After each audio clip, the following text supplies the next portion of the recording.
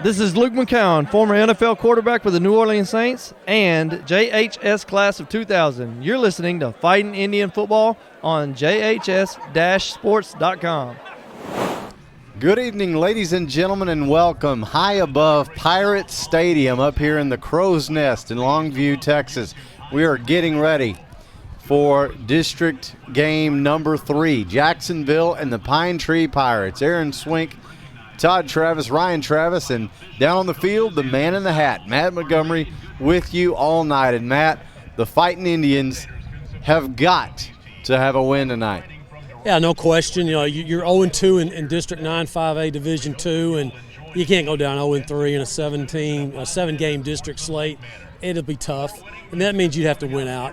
4 games will get you in. 3 games, man, some weird stuff would have to happen. So totally agree, Aaron. Tonight is a must-win for Jacksonville. This is a Pine Tree team that is really on a roll. They have a 3-2 record, but more importantly, they are 2-0 in district play.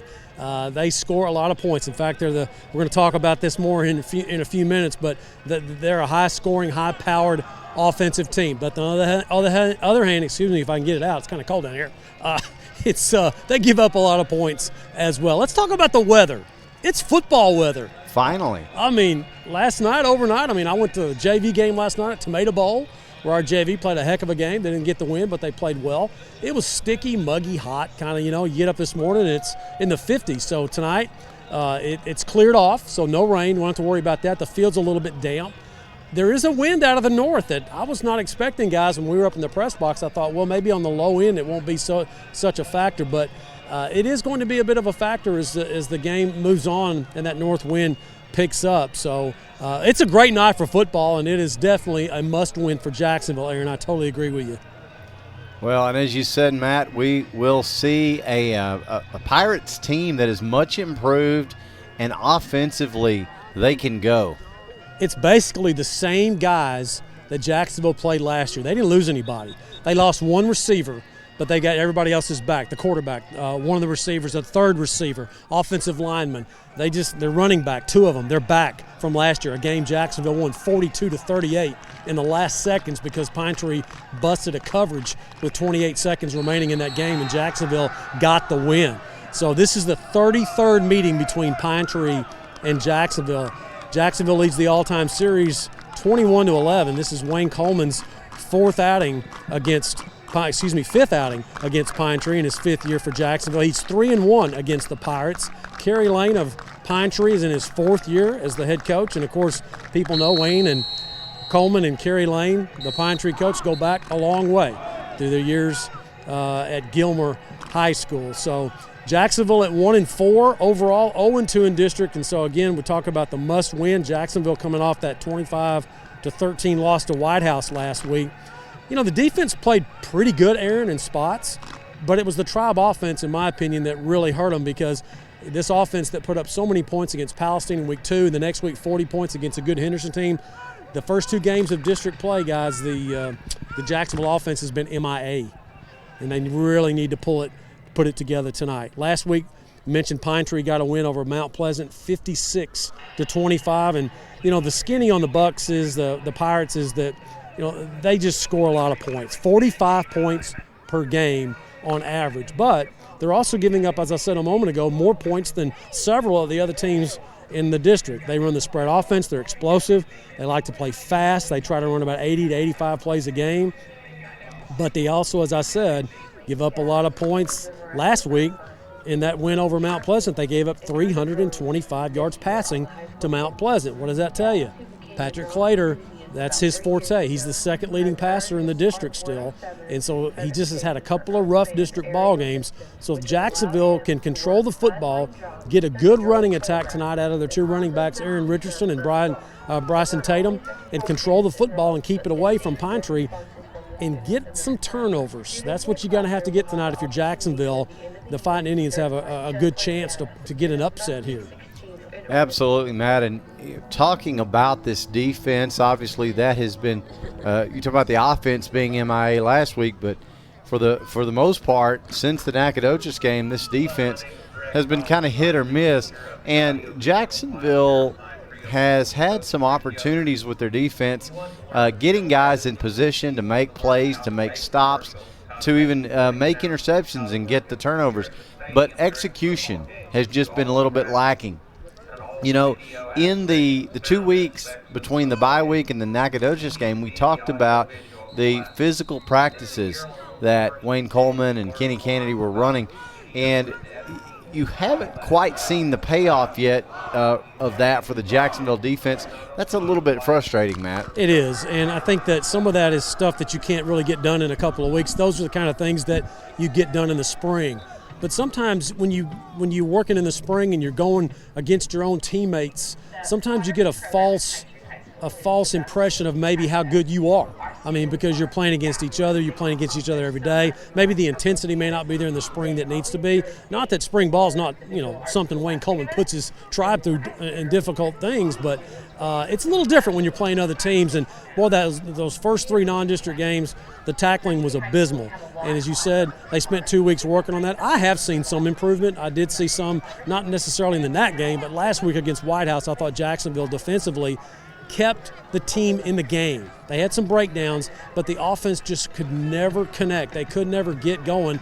And in their defense, they had some pretty poor field position against White House, did Jacksonville. And just so our fans that maybe are tuning in from last week's game that are listening, wondering why Jacksonville didn't have anybody back on the punt returns and why the field position was so bad, Wayne Coleman explained very well that White House was running formations all night long, that they were faking the punt. And he said when they have the ball at your 50 or at your 40 and they're punting, you do not want to put somebody back and give them a chance to get a first down. So that answers that question in case people were wondering, because I had a lot of people asking me at church that next day or different places, why don't we have anybody back on punt returns? Well, that's why. So there you go. Wayne Coleman's done this a long time, Matt. I think I'll defer to him. Absolutely. Folks, this part of our Countdown to Kickoff is sponsored by Andy Calcoat and Texas Farm Bureau. Andy's ready to help you with all your life, home, and auto insurance needs. Give Andy Calcoat at Texas Farm Bureau a call. We appreciate Andy sponsoring this part of our Countdown to Kickoff. Aaron, both teams on the field warming up as the temperature starts easing down. I expected to get in the upper 40s before the end of the game. Yeah, Matt, the last few years – weather has been like this. When fall shows up in East Texas, it just shows up. Yesterday, I think at one point it was about 95 degrees. Yeah. And we're in the 50s now. So there's no easing into this. Saw somebody had said earlier, y'all pray for Texas. We don't know what to wear. No. Yeah, just the other saying is that, if you want to see the weather change in Texas, just wait 15 minutes. If you don't like it now, just wait 15 minutes. And I'll tell you, that was certainly the case. Even this morning as the thunderstorms blew through, it really changed in about 15 minutes, the real drop. It was that fast. Yeah. And we do. We get our first real football weather of the season. It's still not the worst northern that we've ever had.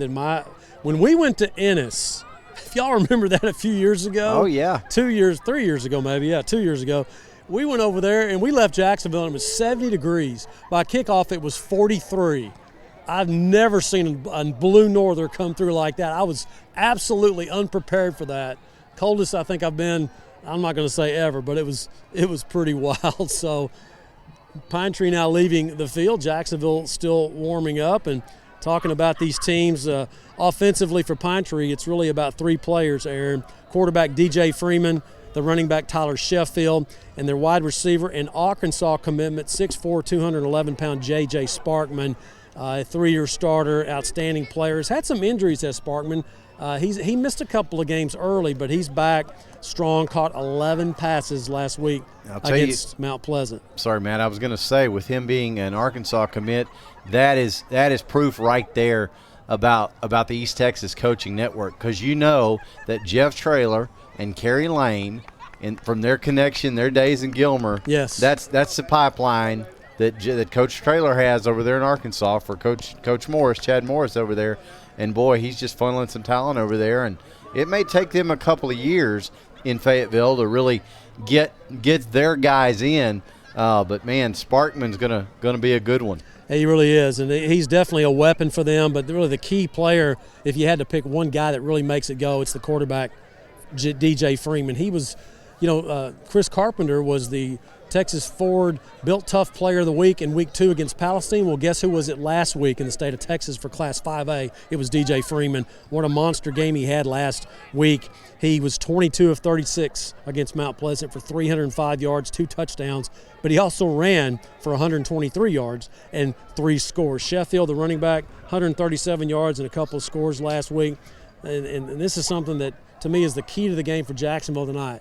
It's pretty simple. Your offense has to have some long drives. We've seen Jacksonville put together some pretty nice drives this season. It seems like one a game, Aaron. There's a 75-yard drive. There was one 85-yard drive. But there's only been one of those each game.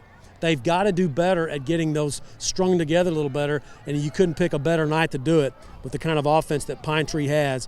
Can Jacksonville control the football, short passing game, and getting Aaron Richardson, Bryson Tatum, maybe Hinojosa, get some carries in there and control the football and keep it away from this Pine Tree offense? Because, defensively, Pine Tree's got some problems. I mean, they as I said a minute ago, they're giving up a lot of yards on defense. I think it's just so they can give the ball back to their offense and try to outscore you. That's what they're trying to do. Yeah, they go really, really fast.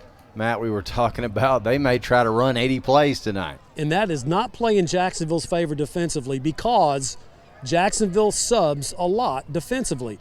Sometimes they'll bring 3 and 4 different players in on different packages. You will not have time to do that tonight against Pine Tree, because they're going to get to the line, they're going to go fast, and they will go. So, substitutions tonight for Jacksonville defensively, it's going to be hard to do. Folks, this part of our countdown to kickoff, again, brought to you by Andy Calcoat and Texas Farm Bureau, ready to help you with all your life, home, and auto insurance needs. Call Andy, Texas Farm Bureau. He will get it done for you for all your insurance needs. So it's Jacksonville and Pine Tree. If you're just joining us on JHS-sports.com, we're glad that you're with us. We're also streaming on our external apps. You can follow us on Facebook, on Twitter, on Twitch, or on YouTube. And Matt, while we have just a few minutes here before smoke signals, I just wanted to say I've been thinking about this. This has been a struggle of a season so far for Jacksonville. It's been rough, but I'll tell you what, to have fans come out and support this team, to have people tune in and listen, and to have our advertisers that help us to do this, what that shows really, I think, for these players is this community is going to support them, and we know that Coach Wayne Coleman and his staff are going to do that, and going to back these guys up. And I really think that I just wanted to take a second to just thank our listeners and our community for the support for this team. And there's a lot of football left here, guys. There is. And it's been an exciting year. It hasn't been a what you would say a successful year yet. I mean, the season's not over. But you're 1-4, and you have to, reality's starting to set in that you got to get it going. This thing's getting away from you. You're not going to have a chance to make the playoffs. Wayne Coleman's teams, this is his 5th year. He's made the playoffs in 2 of his first 4 years, and the light's getting a little dimmer. And it's been an exciting year in Jacksonville with the renovation of the Tomato Bowl and all the grand opening, everybody's excitement, all the season tickets doubled, which was incredible. And, of course, our producer Ryan Travis telling us that last week's White House game, 1,400 listeners online to this ball game. Yes, we have a lot of people tuning in and supporting our student athletes, not just in football, but you got Charmers, you got band. You have so many different ways that kids participate, extracurricular activities, and Jacksonville just has done a tremendous job supporting all of them. And so, Matt, it is that time. We are going to now send it over for Smoke Signals to hear from head coach Wayne Coleman. Smoke Signals is brought to you by All Smiles Dentistry. That's Dr. Larry Folden, Dr. Brad Westbrook, and Dr. Dylan Rutherford, and we thank them for sponsoring all of our conversations with Coach Coleman throughout the game, throughout the season. And now, here's Smoke Signals. Dr. Folden, Dr. Westbrook, Dr. Rutherford, and their dental team at All Smiles provide a wide range of dental services. This includes cleanings, fillings, crowns, bridges, implants, and cosmetic dental care. Call and schedule your appointment at 903-586-0741.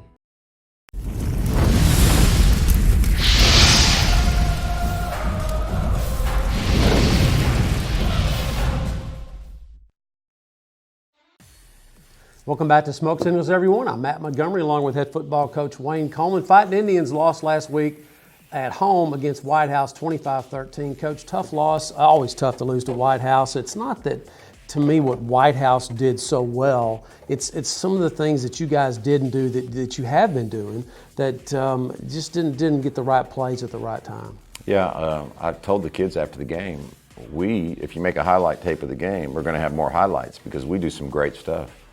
But if you make a low light tape of the game, we're going to have a lot more low lights because we shoot ourselves in the foot and we make too many mistakes. So we have the ability to make big plays.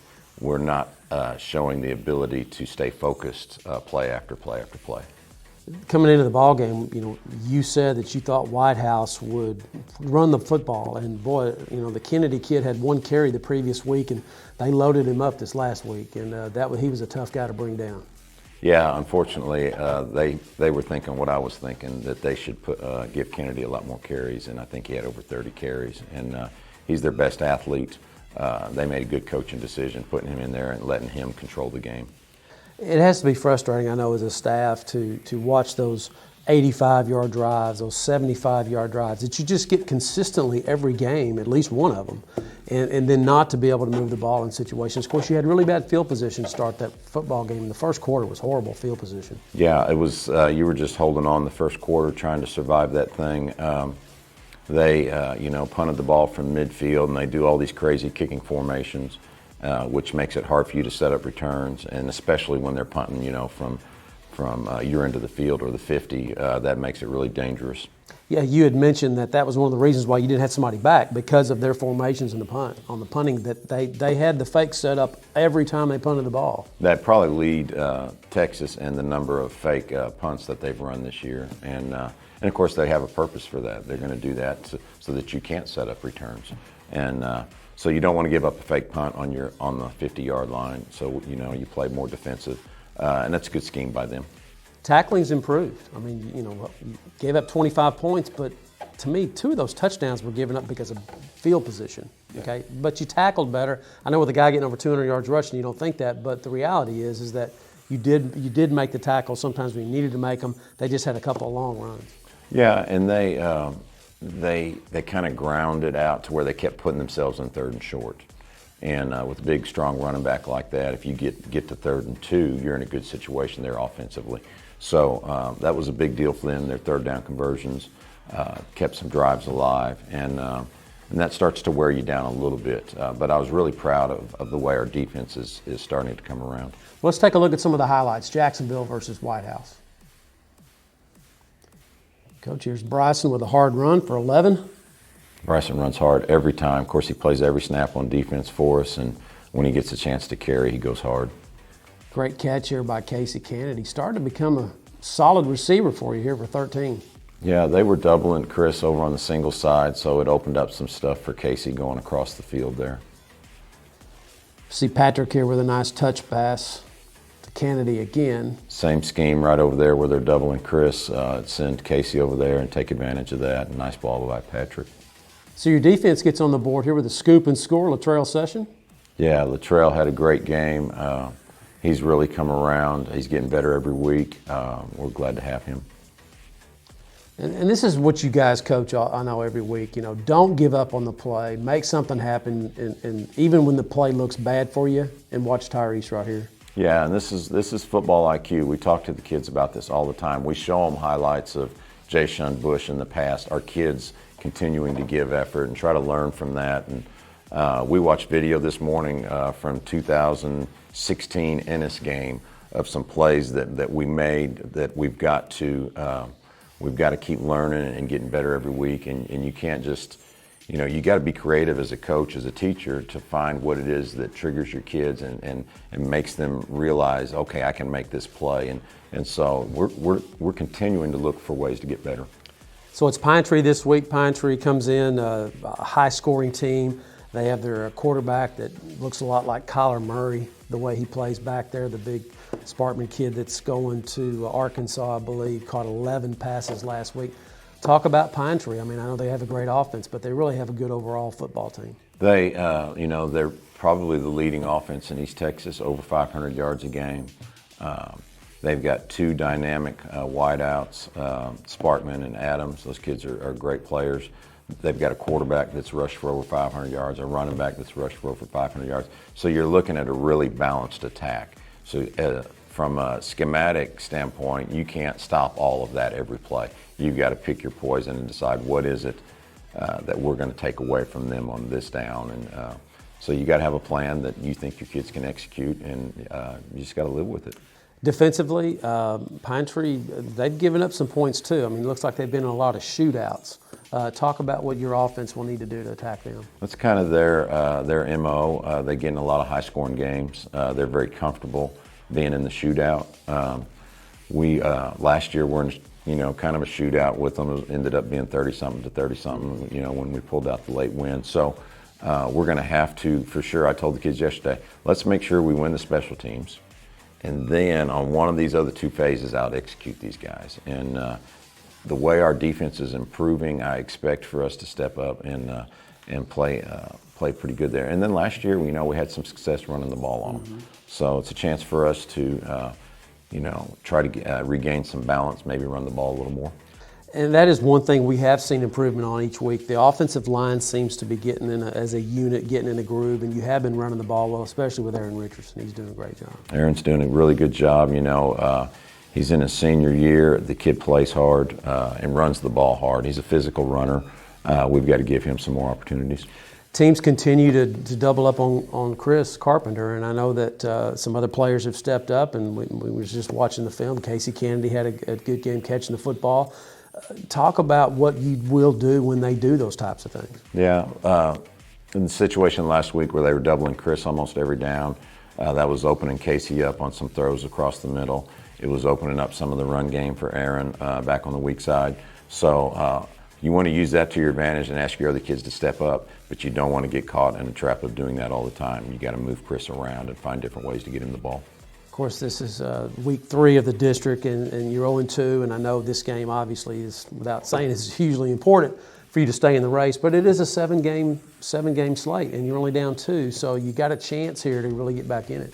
Yeah, it's the same spot we were in last year when we pulled this win out against them. So if we win this game, we're right in the middle of it. Everybody knows that probably White House has been a playoff contender the last couple of years. We played them a really tough game. And we played them a tough game last year, so we're not that far off. It's just down to execution and not beating ourselves, and we talk about that all the time. But as the season goes on and the kids start seeing it, these are the mistakes I keep making, they'll start getting better, and our attitude is great. This group of kids has been. I told them yesterday, this has been the most fun group I've had coaching. They're not a problem in the classroom. They're great kids. I haven't had any issues with them. They love coming to practice. Our practice sessions are great, and they have not let me down at all. Their intensity, they bring it every day. And they don't give it up at the end. I mean, I've seen even the Carthage game. I mean, they just kept playing hard to the end of the game. Haven't seen Jacksonville teams always do that, but this team's different in that way. Yeah, they are. I've been really pleased with them, and we have a great relationship with these kids. Our coaches and these kids get along great. They work hard. We're in here every morning at 7:15 watching film, and these kids show up every day, and just been a joy to coach. Talk about keys to the game to try to get the win against Pine Tree. We've just been a little off in our passing game. I mean, just inches off. And they got 3 interceptions last week that were, I think 2 of them were tipped, and it's just one of those deals where we're just barely, they could have been catches by us. Instead, they went the other way. So if we can just get dialed in a little bit better there, we need to make that happen. And then we got to slow down their big play passing attack. So Jacksonville versus Pine Tree on the road at Pirate Stadium will be online on jhs-sports.com starting at 6:45. Kickoff at 7:30. Hope to see you there. For head coach Wayne Coleman, I'm Matt Montgomery. We'll see you next time right here on Smoke Signals.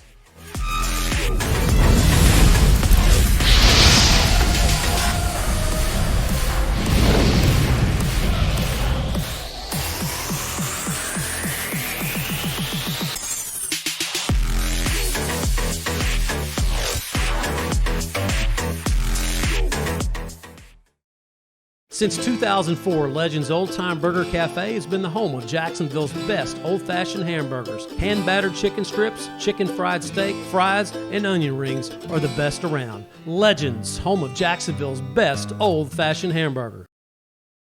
If you walk through the Tomato Bowl, you've seen the beautiful large photos and arrowheads as well as signage around the stadium. Eric and Kathleen Stanfield can print large format images on metal, glass, and wood, and they do a lot more. Visit their showroom and see for yourself. Congratulations in Jacksonville, sponsors of the Play of the Game Award. Since 1952, Texas Farm Bureau Insurance has been protecting their customers with life, auto, and homeowners insurance. Call Andy Calcoat in the Rusk office at 903-683-2576. Andy's years of experience will help you find the right coverage for you and your family. Hi, I'm Matt Montgomery. For the past 37 years, I've been helping people just like you get their financial ducks in a row. I'm a registered investment advisor and chartered financial consultant. We do portfolio management and comprehensive financial planning. Give me a call for a free consultation.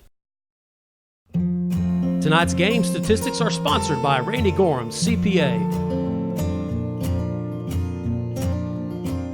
Randy Gorham, CPA, the source for your accounting and income tax needs since 1984. Bill McRae Ford has been serving East Texans since 1976. They can help you find the best deal on a used car or if you're ready to purchase something new. Open Monday through Saturday. Bill McRae Ford. Come see us. Dr. Folden, Dr. Westbrook, Dr. Rutherford, and their dental team at All Smiles provide a wide range of dental services. This includes cleanings, fillings, crowns, bridges, implants, and cosmetic dental care. Call and schedule your appointment at 903-586-0741. Dr. Darwin Dar and his staff at Dar Chiropractic specialize in family chiropractic care, exercise rehab, digital x-rays, nutrition and weight loss programs, decompression, and chiropractic wellness care. Located down the street from the Tomato Bowl, Dar Chiropractic. They can help you feel better. This is James Noble, former NFL player with the Washington Redskins and the class of 1982. You're listening to Fighting Indians Football on JHS-sports.com. And we are back live at Pirate Stadium here in Longview as Jacksonville gets set to take on Pine Tree, Week 3 of District 9 5A Division II play. Jacksonville coming in 0-2, Pine Tree at 2-0. And Matt Montgomery, I posting about this game on Facebook to kind of promote earlier. I used a word, kind of a play on the pirate imagery, but I think it kind of describes what Pine Tree's been able to do. I said they've pillaged their way to that 2-0. They have won, and they've scored a lot of points doing it.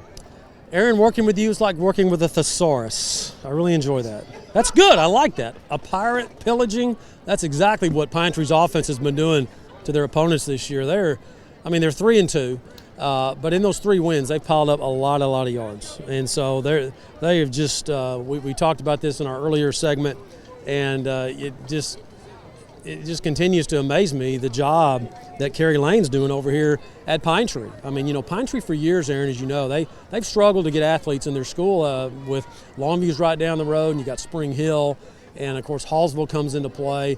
But Kerry Lane, all those years at Gilmer where they built those massive offensive juggernauts with 3 state championships with Jeff Traylor, he's starting to kind of carry that over here to Pine Tree, and he's in his 4th year, and you're starting to kind of see that come through, and he's got some really big weapons as well.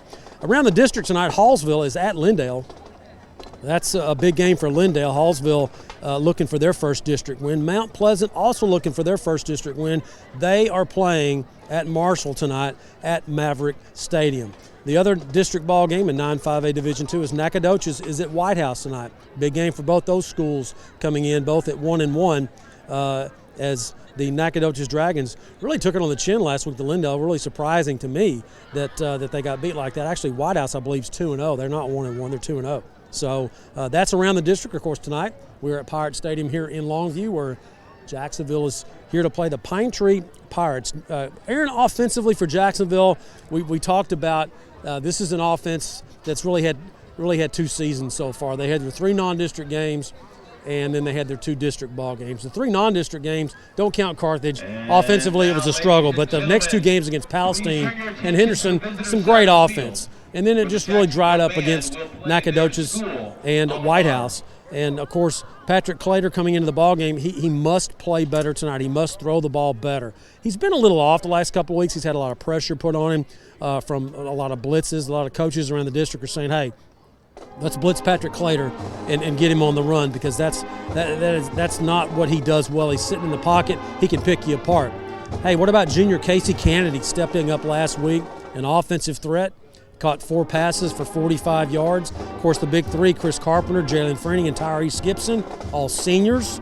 Carpenter, the University of Colorado commit, major weapons. And we know those guys are going to have to perform tonight well against Pine Tree. But the key to the game, and I said this earlier and I'll say it again, you got to have a running game tonight if you're Jacksonville. It's been, let's just face it, the running game has been almost non-existent for Jacksonville this year. But the offensive line kind of picked it up a little bit last week. You saw Jacksonville put their offense in, the running game put the offense in a better position. When you had 3rd down and 12, 3rd and 8, 3rd and 15, that's when you struggle. And that's what we've seen Jacksonville do against Henderson in the second half, and that's what they do the whole game against Nacogdoches. You cannot do that tonight. Folks, this part of our Countdown to Kickoff is sponsored by our good friends Gene Brumelo, JHS class of 1967, and his daughter Ann Farmer, JHS class of 2006. South Jackson Street Dairy Queen. Man, get over there and get you a Hunger Buster. Or what else do you like over there, Aaron? I like they've got the butterscotch dipped cones now. Oh, wow. Again, that's kind of a throwback, I think, to the old days, and boy, they're good. Hey, I mean, it is the place to go after the ball game. South Jackson Dairy Queen. We appreciate Gene Brumelo and Ann Farmer sponsoring this part of our Countdown to Kickoff. JHS has just played their alma mater, and now Pine Tree plays theirs. So we're about 12 minutes from kickoff here at Pine Tree Stadium. As temperature starts to drop, the clouds are basically gone now after all that rain we had last night and most of the afternoon, or morning and afternoon, early afternoon today. It's going to be a very nice night for football as the wind now has kind of died down. Aaron, just about 20 minutes ago I was talking about how the wind had picked up. Now it's kind of starting to die down. And let me tell you, they have a very loud PA system here, so if that blows you guys out, I'm sorry, I had nothing I can do about that. This group of young Pirates show their spirit as they kick off so the the game and help cheer on the Pirates to victory. drill teams and it's now the kickoff crew for Pine Tree. The young students making their way onto the field as they'll get ready for the home team to make their way in just a moment. Pine Tree all in navy blue tonight with gold numbers. Jacksonville all in white with the royal blue trim and the blue headdress helmets. Yeah, easy for you to spot those Jacksonville numbers, Aaron, but as we were talking about Pine Tree with those gold numerals, it's kind of the small block numerals too, hard for you guys to see. But I'm going to tell you, I think this is the highest press box that we go to ever. I mean, you guys are up there. We're up here, and the only one that I can think that even comes close to this, of course not on the schedule anymore, is maybe Corsicana. But I think Pine Tree's, I think this is higher. Yeah, I'm just hoping some flock of birds doesn't come by and obscure your vision, because you guys are way, way up there. Defensively for Jacksonville, they're going to need another big game out of Bryson Tatum, the junior linebacker, who after the bye week, Wayne Coleman said that the defensive staff met and they just realized that they got to let Bryson Tatum play outside the box a little more. In other words, give him more freedom from his linebacker position, because he has a nose for the football, and you got to let him play and get where he needs to get. So, and of course the secondary, not much to be said there. They got to have their best game because they're facing some tremendous receivers for Pine Tree. Most notably, we've already talked about J.J. Sparkman, the Arkansas commit, 6'4", 211 pounds. Big receiver, big target for quarterback J.J. Freeman. And by the way, last week Bryson Tatum was the defensive player of the week for Jacksonville.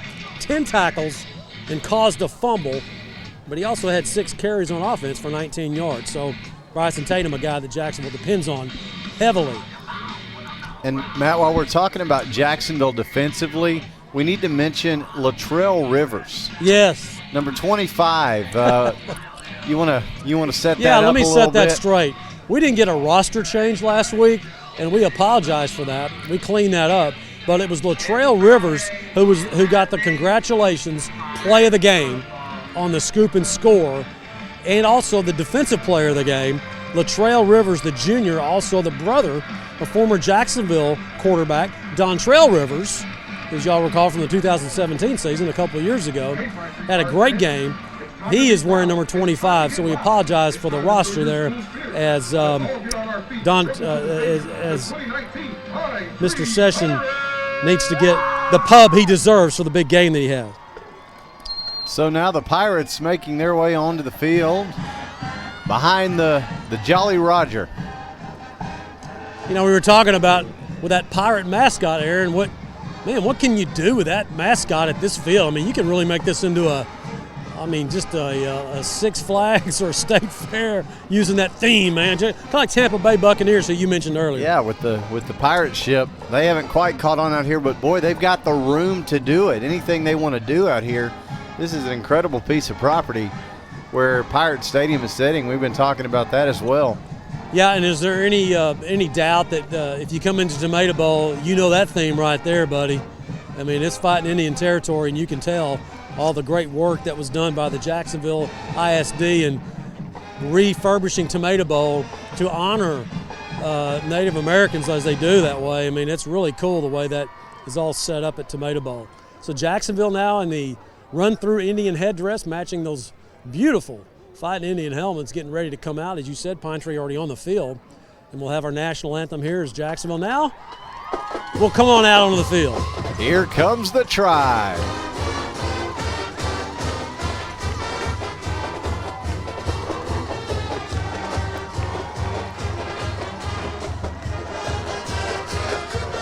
Talking about the flag leading the Pirates out, we've got to mention Jacksonville once again has the big Mighty J flag. That flag, of course, a tribute to Mighty Blanton. Almighty, what a great young man he was. Former flag runner and great student and a great guy who unfortunately passed away during his time at Jacksonville High School. But great to see that Mighty J flag back out leading the Indians. And now, ladies and gentlemen, will you please stand and gentlemen remove your hats? As we pause for a moment of silence and prayer, while each of us in our own way remember Have a moment of silence here, and then we'll have the national anthem. who serve to help and protect us in our communities and around the world. We also remember tonight those who are battling cancer, as well as those who fought bravely and lost that battle.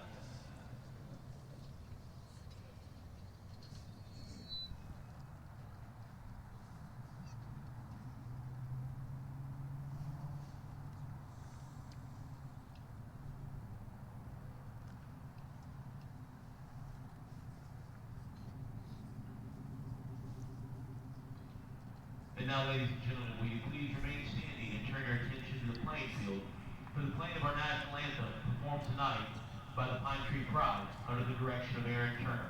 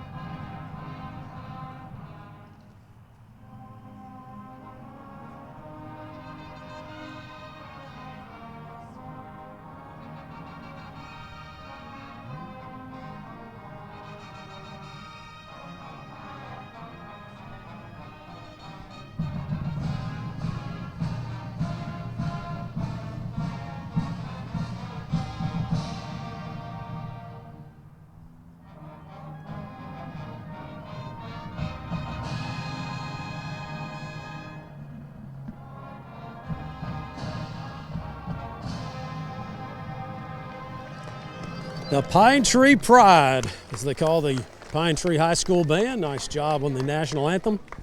As both teams now will send their captains out. They flipped the coin at 7 o'clock, Aaron. And no, I did not get the winner of that coin flip. So we're going to learn just like everybody else here on this unrehearsed, or should say rehearsed coin flip since it's already been done. And again, just getting back to the weather, it's very nice down here now. I mean, no wind at all. So very pleasant, cool, as we expected it would be. Oh, wow. Sorry about the whistling there as the captains now will walk out. I'm not whistling Dixie here. That's at the mic. So Jeremy Singleton stepping out for Jacksonville along with Avante Holloway and Tyrese Gibson representing the Fighting Indians. At the center of the field, representing Jacksonville for the coin toss, are number 33, Avante Holloway, 64, Jeremy Singleton, number 8, Tyrese Gibson. Representing Pine Tree Pirates. Yeah, that PA is loud, Matt. Very loud. Number 78, Jadairlin Key. So look at number 78 out there, Aaron, at midfield for Pine Tree. Just so our listeners can tell, 6'6", 335 pounds. Yeah, Jadarlin Key. He's a senior, and he is a large young man. Yeah, and right underneath him, number 79, Victor Montoya, 6'5", 378 pounds. That's right, you heard me, 378. So Pine Tree won the toss. They'll take the football. And they'll be going from left to right on your online streaming vehicle, whatever that may be. So we'll see Jacksonville defensively first.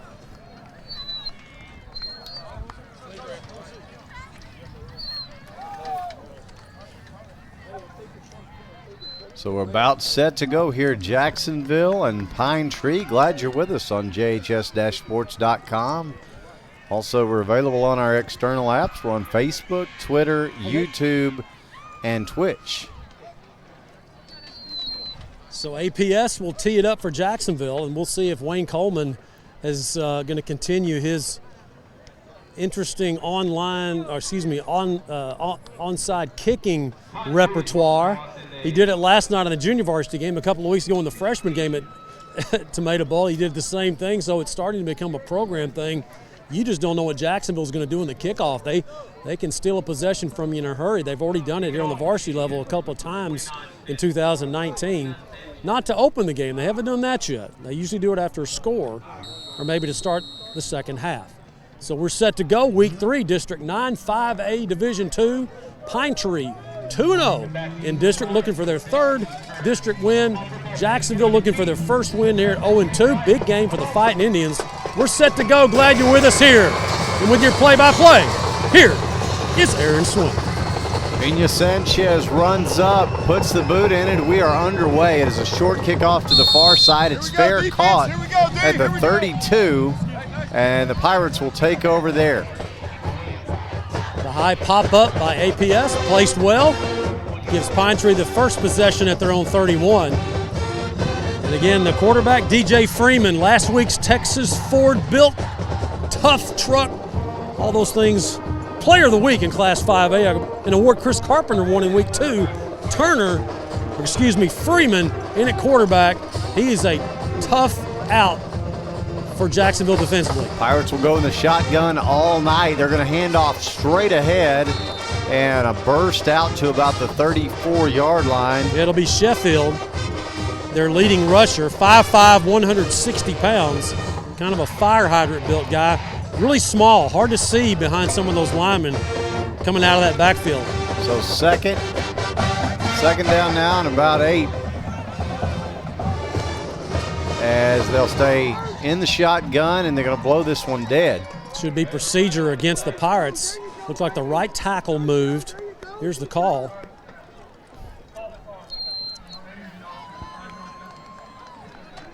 So they'll get the big fella, Jadarlin Key, if I can say that. Jadarlin Key, 6'6", 335. They'll get in for movement. Pushes it back to second down still. They'll keep it at second. Second 12 now after the penalty. So Freeman will have 2 receivers on his left, 1 on the right. Shotgun look. Sheffield stays in with him on the left side. And Freeman going to ride Sheffield and keep it on a zone read, and up the middle he goes out to the 44-yard line. That'll move the chains. 5'9", 150-pound junior Freeman. He is just he reminds me of T. Kennedy. He's got that low center of gravity, hard to tackle once you get a hand on him, so elusive. He gets the first down in the ball game for Pine Tree. So the ball out to the 43-yard line of the Pirates. Trips right now are the receivers as handoff this time, right side running and spun down about the 49 is Sheffield. A nice open field tackle for Jacksonville right there. I believe that was Tatum that got it. No, check that. Casey Kennedy with the tackle. Sheffield will pick up about 5 yards in the play. Second down, we'll call it 4, 2nd and 6 for the Pirates as they push the football to their own 49-yard line on the opening drive of the ball game. Pine Tree and Jacksonville, no score. Here's Pine Tree, second down and about 6.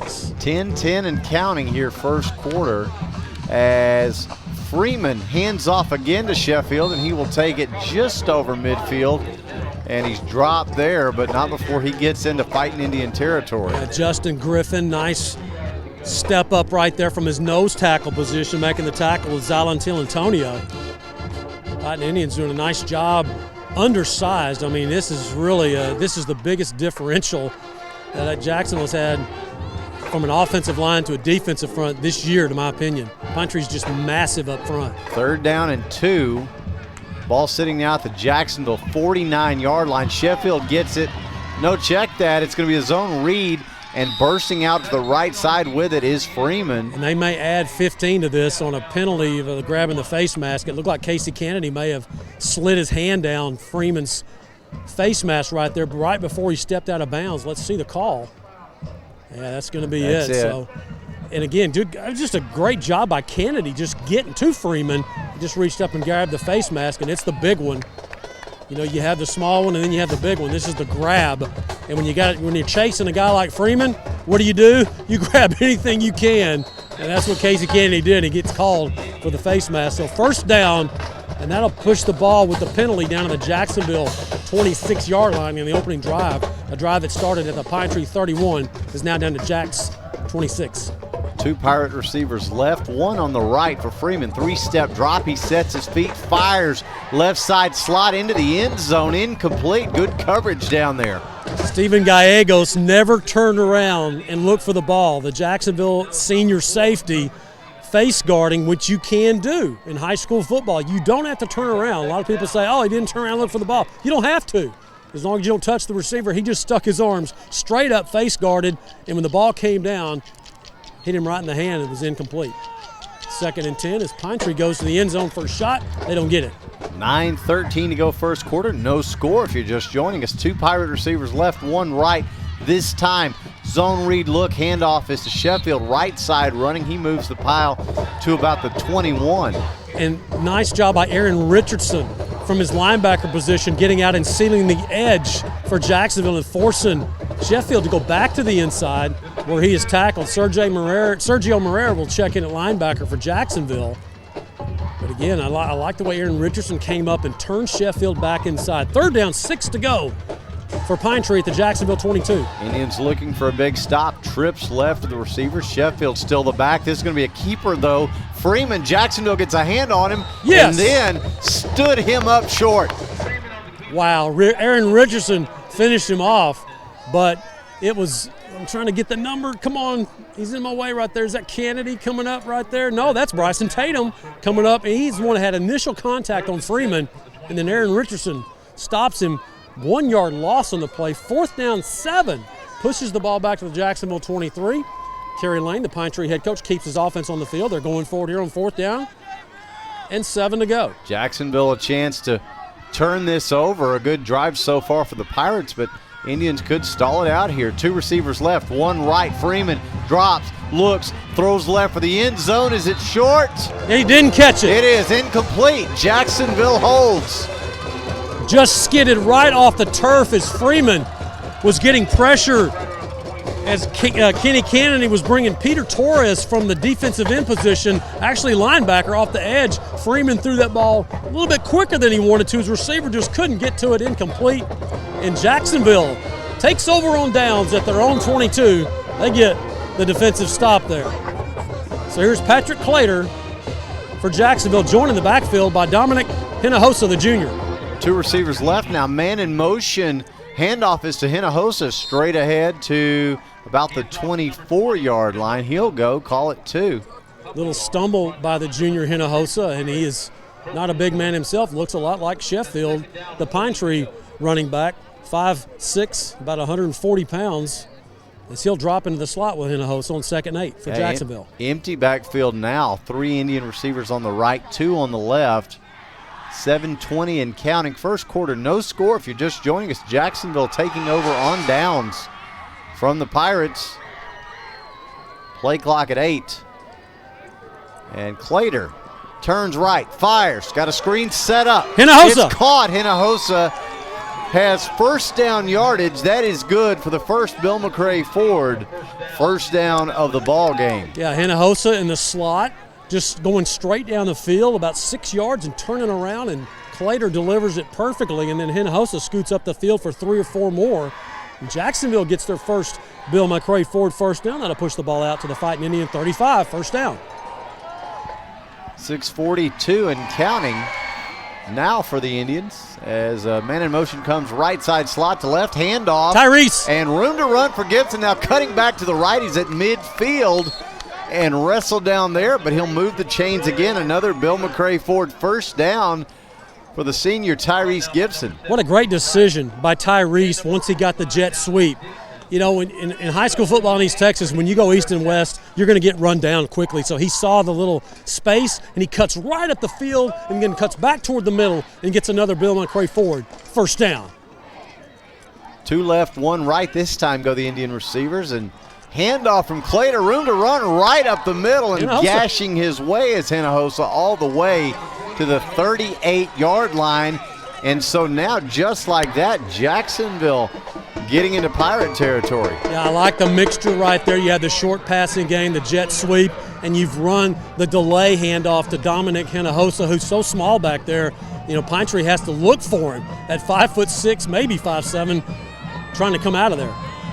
2 left, 1 right of the receivers. Pirates show some pressure. Hinojosa gets a handoff, tries to run left side A gap. He's got enough for another Bill McRae Ford first down. Jacksonville rolling. And this is one of the reasons that Dominic Hinojosa was brought up from the JV a couple of games ago, because he does have that burst, that pop, that, if you will. And when you have Bryson Tatum and Aaron Richardson going both ways on defense and offense, it's nice to be able to bring him up, Hinojosa, and he's getting it done on this drive. He'll stay in with Clater. Clater drops back, rolls right. Hinojosa throws a block, and that's caught. Nice gain out around the 47-yard line. Tyrese. Is Gibson again. Boy, what a great throw. A timing throw as Tyrese Gibson was on his break. That ball was already in the air from Patrick Clater.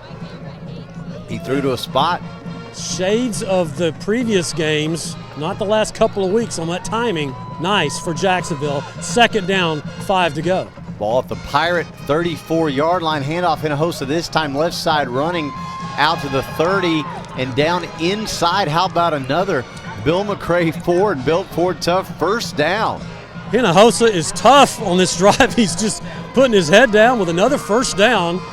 I saw him go 93 yards in week 2 against Palestine at Tomato Bowl on Thursday night for the JV. He's got some jets, but what he's showing on this drive is his power. He's just running over guys, and he's about 145 pounds maybe.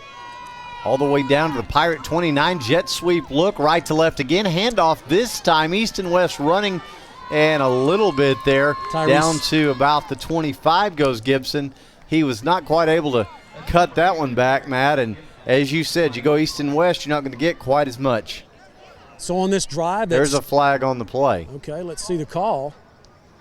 Offside defense on the Pirates. That'll make it first down and 5 for Jacksonville. On this drive, it's been, I said a moment ago, a nice mixture, but actually, Aaron, it's about 3 plays, really. It's the jet sweep, and it's Hinojosa to the right and Hinojosa to the left.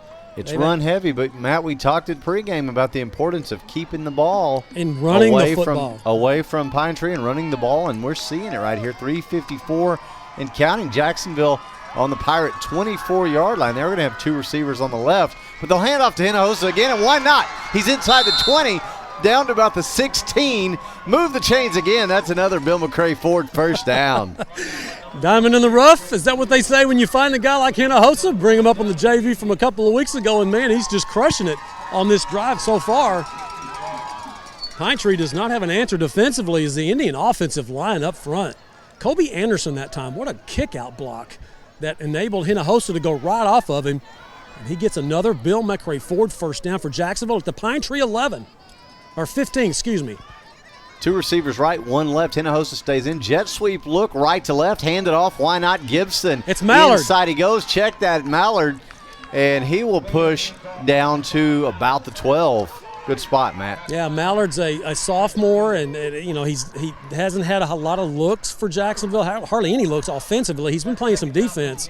But Wayne Coleman said, and Randall Kennedy said this week, they want to get Isaiah Mallard more involved in the offensive attack. And you saw why right there as he picks up 5 yards on that jet sweep. So that pushes the football to the Pine Tree 12, second down and 6 for Jacksonville. No score, 2:40 and counting first quarter. Jacksonville with a nice sustained drive here. Two receivers right, one left, handoff.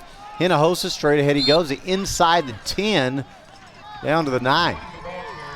So third down at the 9, as you said, Aaron. Jacksonville has to get to the 6. So third down, 3 to go for Jacksonville as Randall Kennedy signals the play in to Patrick Clater as the Indians continue to one-back this offense with Dominic Hinojosa dominating this drive running the football for Jacksonville. Here we go, third down 3 for Jacksonville at the Pine Tree 9.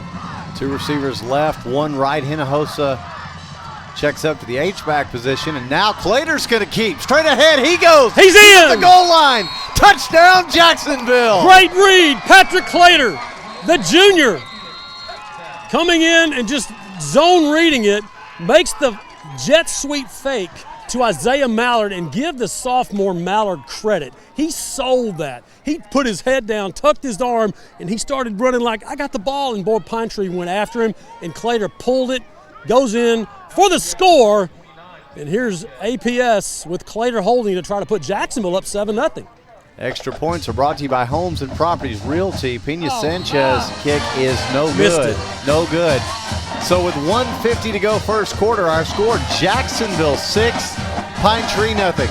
We'll take 45 seconds and come back. You're listening to Fighting Indian Football on JHS-sports.com. Dr. Folden, Dr. Westbrook, Dr. Rutherford, and their dental team at All Smiles provide a wide range of dental services. This includes cleanings, fillings, crowns, bridges, implants, and cosmetic dental care. Call and schedule your appointment at 903-586-0741. Bill McCray Ford has been serving East Texans since 1976. They can help you find the best deal on a used car, or if you're ready to purchase something new. Open Monday through Saturday. Bill McCray Ford. Come see us. If you walk through the Tomato Bowl, you've seen the beautiful large photos and arrowheads as well as signage around the stadium. Eric and Kathleen Stanfield can print large format images on metal, glass, and wood, and they do a lot more. Visit their showroom and see for yourself. Congratulations in Jacksonville, sponsors of the Play of the Game Award. Welcome back to Pirates Stadium here in Longview. Jacksonville leading Pine Tree 6-0, 1:50 to go first quarter with a very impressive Fighting Indian scoring drive summary. Here's Todd Travis for the first time tonight. Todd? That was a 6-minute drive, took 11 plays, covered 77 yards, ending with a touchdown, putting our Indians up 6-0. That's exactly what you want to do. You run all that time off the clock. Pine Tree doesn't get any points. Here's the kickoff. Pop-up kick, left side. Caught cleanly inside the 30. Jacksonville, good coverage. They got to make the tackle, though, as he cuts it back, and he's at the 40, 45, 50. Finally upended, but not before the return gets into Jacksonville territory. Jacksonville just missed. Well, the kickoff was 5 yards further than Wayne Coleman wanted it. That ball needs to be popped up between the 30 and the 32-yard line. It was at the 25-yard line, about 7 yards, I should say, deeper. And that's what enabled Pine Tree to not have to call the fair catch and get the return all the way out to the 47-yard line of Jacksonville. Freeman brings the Pirates back out in a shotgun look. 2 receivers on his left, 1 on his right. Sheffield the back. Handoff straight ahead to Sheffield. Nice contact right up the middle. They're going to push him back. And it's Tatum there first, Peter Torres, Justin Hicks, and Sheffield will get about 2 after they give him forward progress. Jacksonville band making it hard for Pine Tree offensively as they play loud and proud in the background. You can hear them. 2 left, 1 right.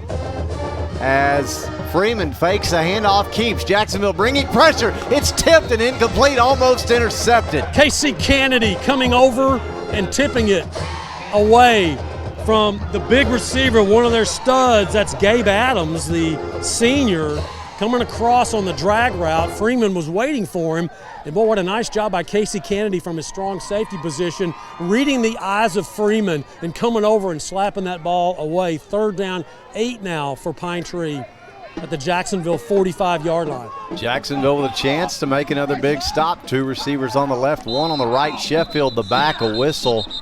That's a flag on the play. Flag Timeout. down. No, timeout, Jacksonville. Something wasn't right defensively, Aaron. Good spot. So we'll step away, take it with them for 45 seconds. This is Fighting Indian Football, JHS-sports.com. Since 1953, Hubert Glass Oil has been serving East Texans the finest automotive fuels and lubricants.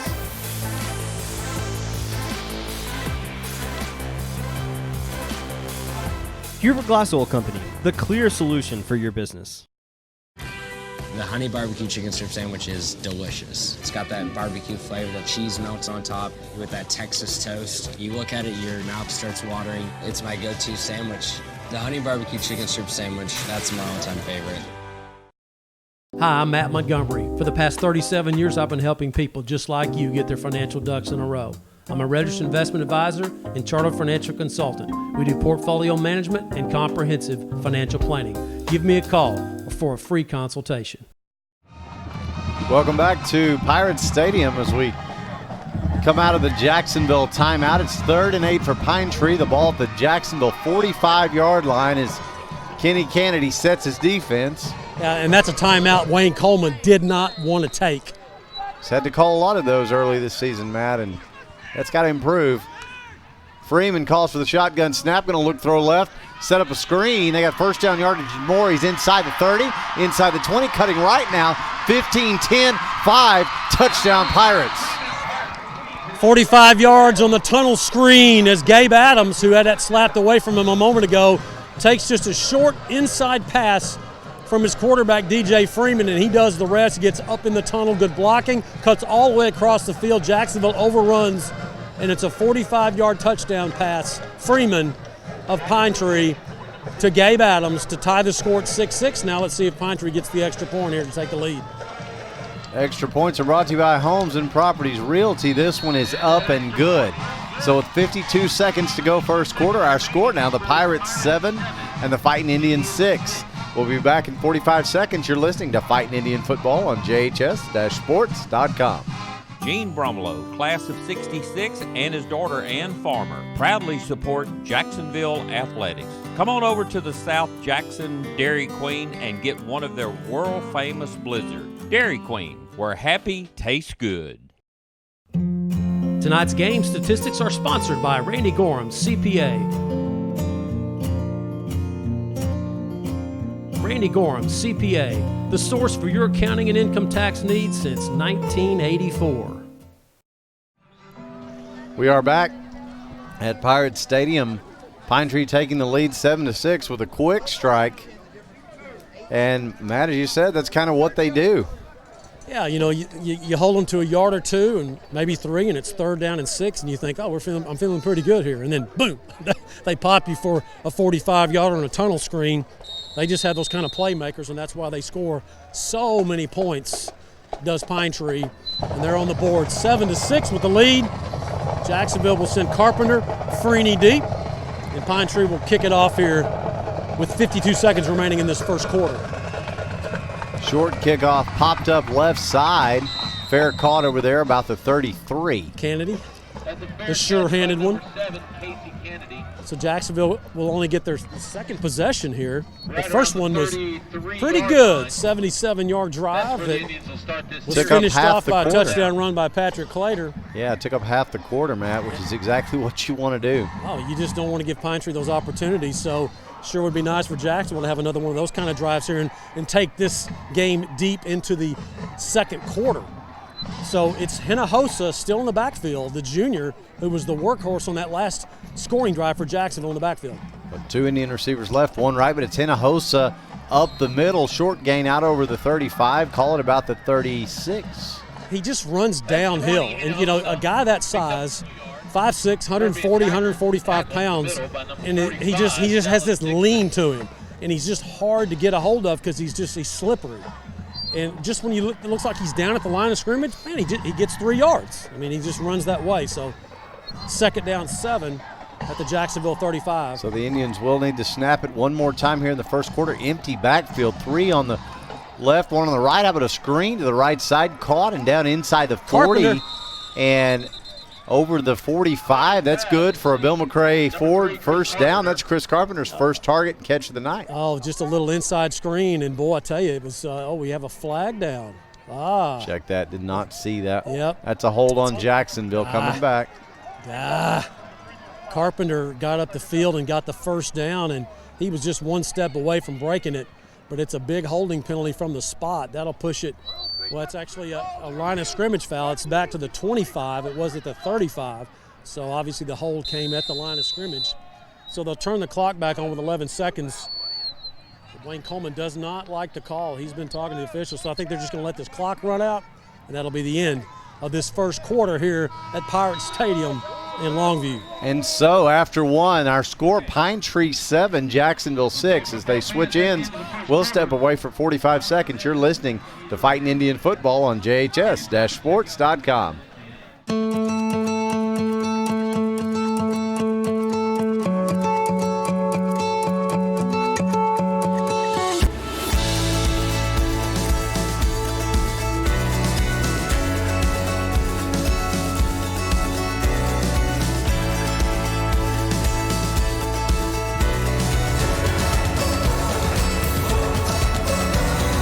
Austin Bank. You've known us all along.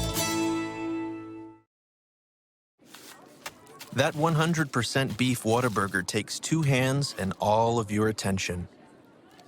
So yeah, now's the time to sneak that fry. Good thing there's plenty to savor. Good thing there's Whataburger. Welcome back to Pirates Stadium, getting set to start the second quarter here as Pine Tree leads Jacksonville by a score of 7-6. And Jacksonville has it 2nd and 18 after the penalty, the ball sitting at the Indian 25. 2 receivers left, 1 right this time. H-back Kennedy on the left side. Clater going to keep and run. Check that. That's a Wildcat snap, and it is Carpenter. He'll take it to about the 28-yard line. So Wayne Coleman's told me early in the week that they were going to wildcat it some with Chris Carpenter to just try to get the ball in his hands more. So fast, the University of Colorado commitment has seen double coverage ever since that Palestine game where he set a Jacksonville high school record with 11 catches in a single game. And that he'll come back out to the wide receiver position, just a way to get him more touches, and he'll pick up a few yards, but it's 3rd down 16 now for Jacksonville. So not a lot in the playbook for this situation. Let's see. Clater, 3-step drop under pressure, just going to fling it. Right side, it's caught. Hinojosa. And Hinojosa does not get much. He'll get back around maybe the original line. Trying to set up the screen over there. I'm not sure that was the primary target for Patrick Clater, as Tyrese Gibson was running the slant route, and that was his first look. And then when he was covered, he came over to Hinojosa, but nothing going. So Carpenter will come out for his first punt of the evening. He'll be standing at his own 18-yard line. Pirates will drop 2 receiver. Check that. They'll drop the receiver back, 1 man back to about the 30, and see if Carpenter can get a hold of this one. And it's pretty good end over end and fair caught. Fair caught. So good punt. Nice job there for Carpenter. It's been an up and down season for him, Matt, punting the football. third year punting the football, and he's had some great games and some not so great games. But, you know, when you got a guy like Carpenter at punting the football and you're the opposing team, you got to believe that some point, you know, he's going to take off. Yeah, you've got to respect that. But guess what? In his 3 years as a punter so far, he's only had one fake. That's it. And he got tackled. So far that hadn't been a factor. So here's DJ Freeman, the Pine Tree quarterback, with the ball at his own 26, first down Pine Tree. He'll bring Sheffield back with him. He's got two receivers right, one left. Going to throw left, try to set up a screen. Jacksonville getting through. Shoestring tackle, you bet. Not much there. To the big guy, Sparkman, the Arkansas commit, 6'4", 211. Jacksonville, as you said, Aaron, nice job by Maria getting over there and that ankle holding him up until some help came. Latrell Session also in there as well. They'll give Sparkman 3 yards, second down 7 for Pine Tree at their own 29. 7-6, Pine Tree leading Jacksonville, 9:58 and counting here in the second. So now Freeman hands off to Sheffield, who cuts left now into the secondary and all day to run. He's to the 30, the 20-yard line of Jacksonville, and finally he's caught. Huge first down explosion. Chris Carpenter using that 4-5 speed to catch the little guy. Sheffield of Pine Tree with a big run all the way down to the Jacksonville 21. First down, Pine Tree. 9:42 and counting now as Freeman going to run it himself right up the middle, and he puts his head down. He's inside the 10. Ball's out. Jacksonville's got it. Jacksonville, wait for the signal. There it is. Jacksonville's got it. Casey Kennedy with the recovery. Not sure who stripped it. It may have been Kennedy. He's the one getting mugged coming off the field by his teammates as Freeman seemingly was going in for the score, and Kennedy comes up and strips it. This is what we talked about in pregame. You got to get some turnovers against a highly explosive team offensively like Pine Tree. There's the first one right there. The Indians will take over at their own 8-yard line. Wow. So now Jacksonville with it again. 9:31 to go to halftime. Slater's got two receivers on his right, one on his left. Man in motion. Jet sweep look. Hand off and out over the 10 he goes. Well, Pine Tree thinks they got to strip and score, but the official blew the ball dead, as he should have. Forward progress had stopped for Tyrese Gibson on the jet sweep. Gets it out to the 12, so that'll give Tyrese about a 2-yard gain, second down. We'll give him, it's about 2, second down, 8 for Jacksonville. After Casey Kennedy gets the fumble recovery for the first turnover of the game, as the Indians get the ball back here, second down 8 from their own 12. So we'll go under 9 minutes. Here is the handoff. Richardson left side. He makes one man miss and another, and he's out near first down yardage at about the 19. Yeah, Aaron 18. Richardson could have had a first down if he would have just lowered that head and instead he kind of stood up and danced a little bit to go to the side, and boy, he just got form tackled. He has that first down if he doesn't do that. Third down and short. So Richardson will stay in the Indian backfield. And Clater will fake a handoff. That's a Wildcat look. Actually, first down yardage is good for the Bill McRae Ford first down. Yeah, zone read, kept the football. Nice call by Clater. Clater is not going to take it the distance. Let me just say that. He's a big kid. He's about 6'1", about 185, 190 maybe, and he's just has such a great arm. One thing I'm sure that he will try to add to his repertoire next year in his senior year is being a little bit more elusive as he does get the Jacksonville first down. But, boy, he had a chance to get outside, Aaron, and get more and just ran into traffic. But he did get the first down. Good job, Patrick. 7:34 and counting. Jacksonville down a point with the ball here, and Richardson running left, now running over some people as he makes his way out to the 31. Was he listening to me? I don't know. Did he hear me? He must have that helmet radio turned on now, Matt. Man, he lowered his head and bam. Now, he tried to dance out of that little scrum right there. He would have been tackled on the spot. Boy, he put his head down and picked up an extra 3 yards. Nice 8-yard gain by Aaron Richardson. Will check out now. Hinojosa will check in for Jacksonville at 2nd and 2. That pushes the football out to the Jacksonville 31, 2nd and 2.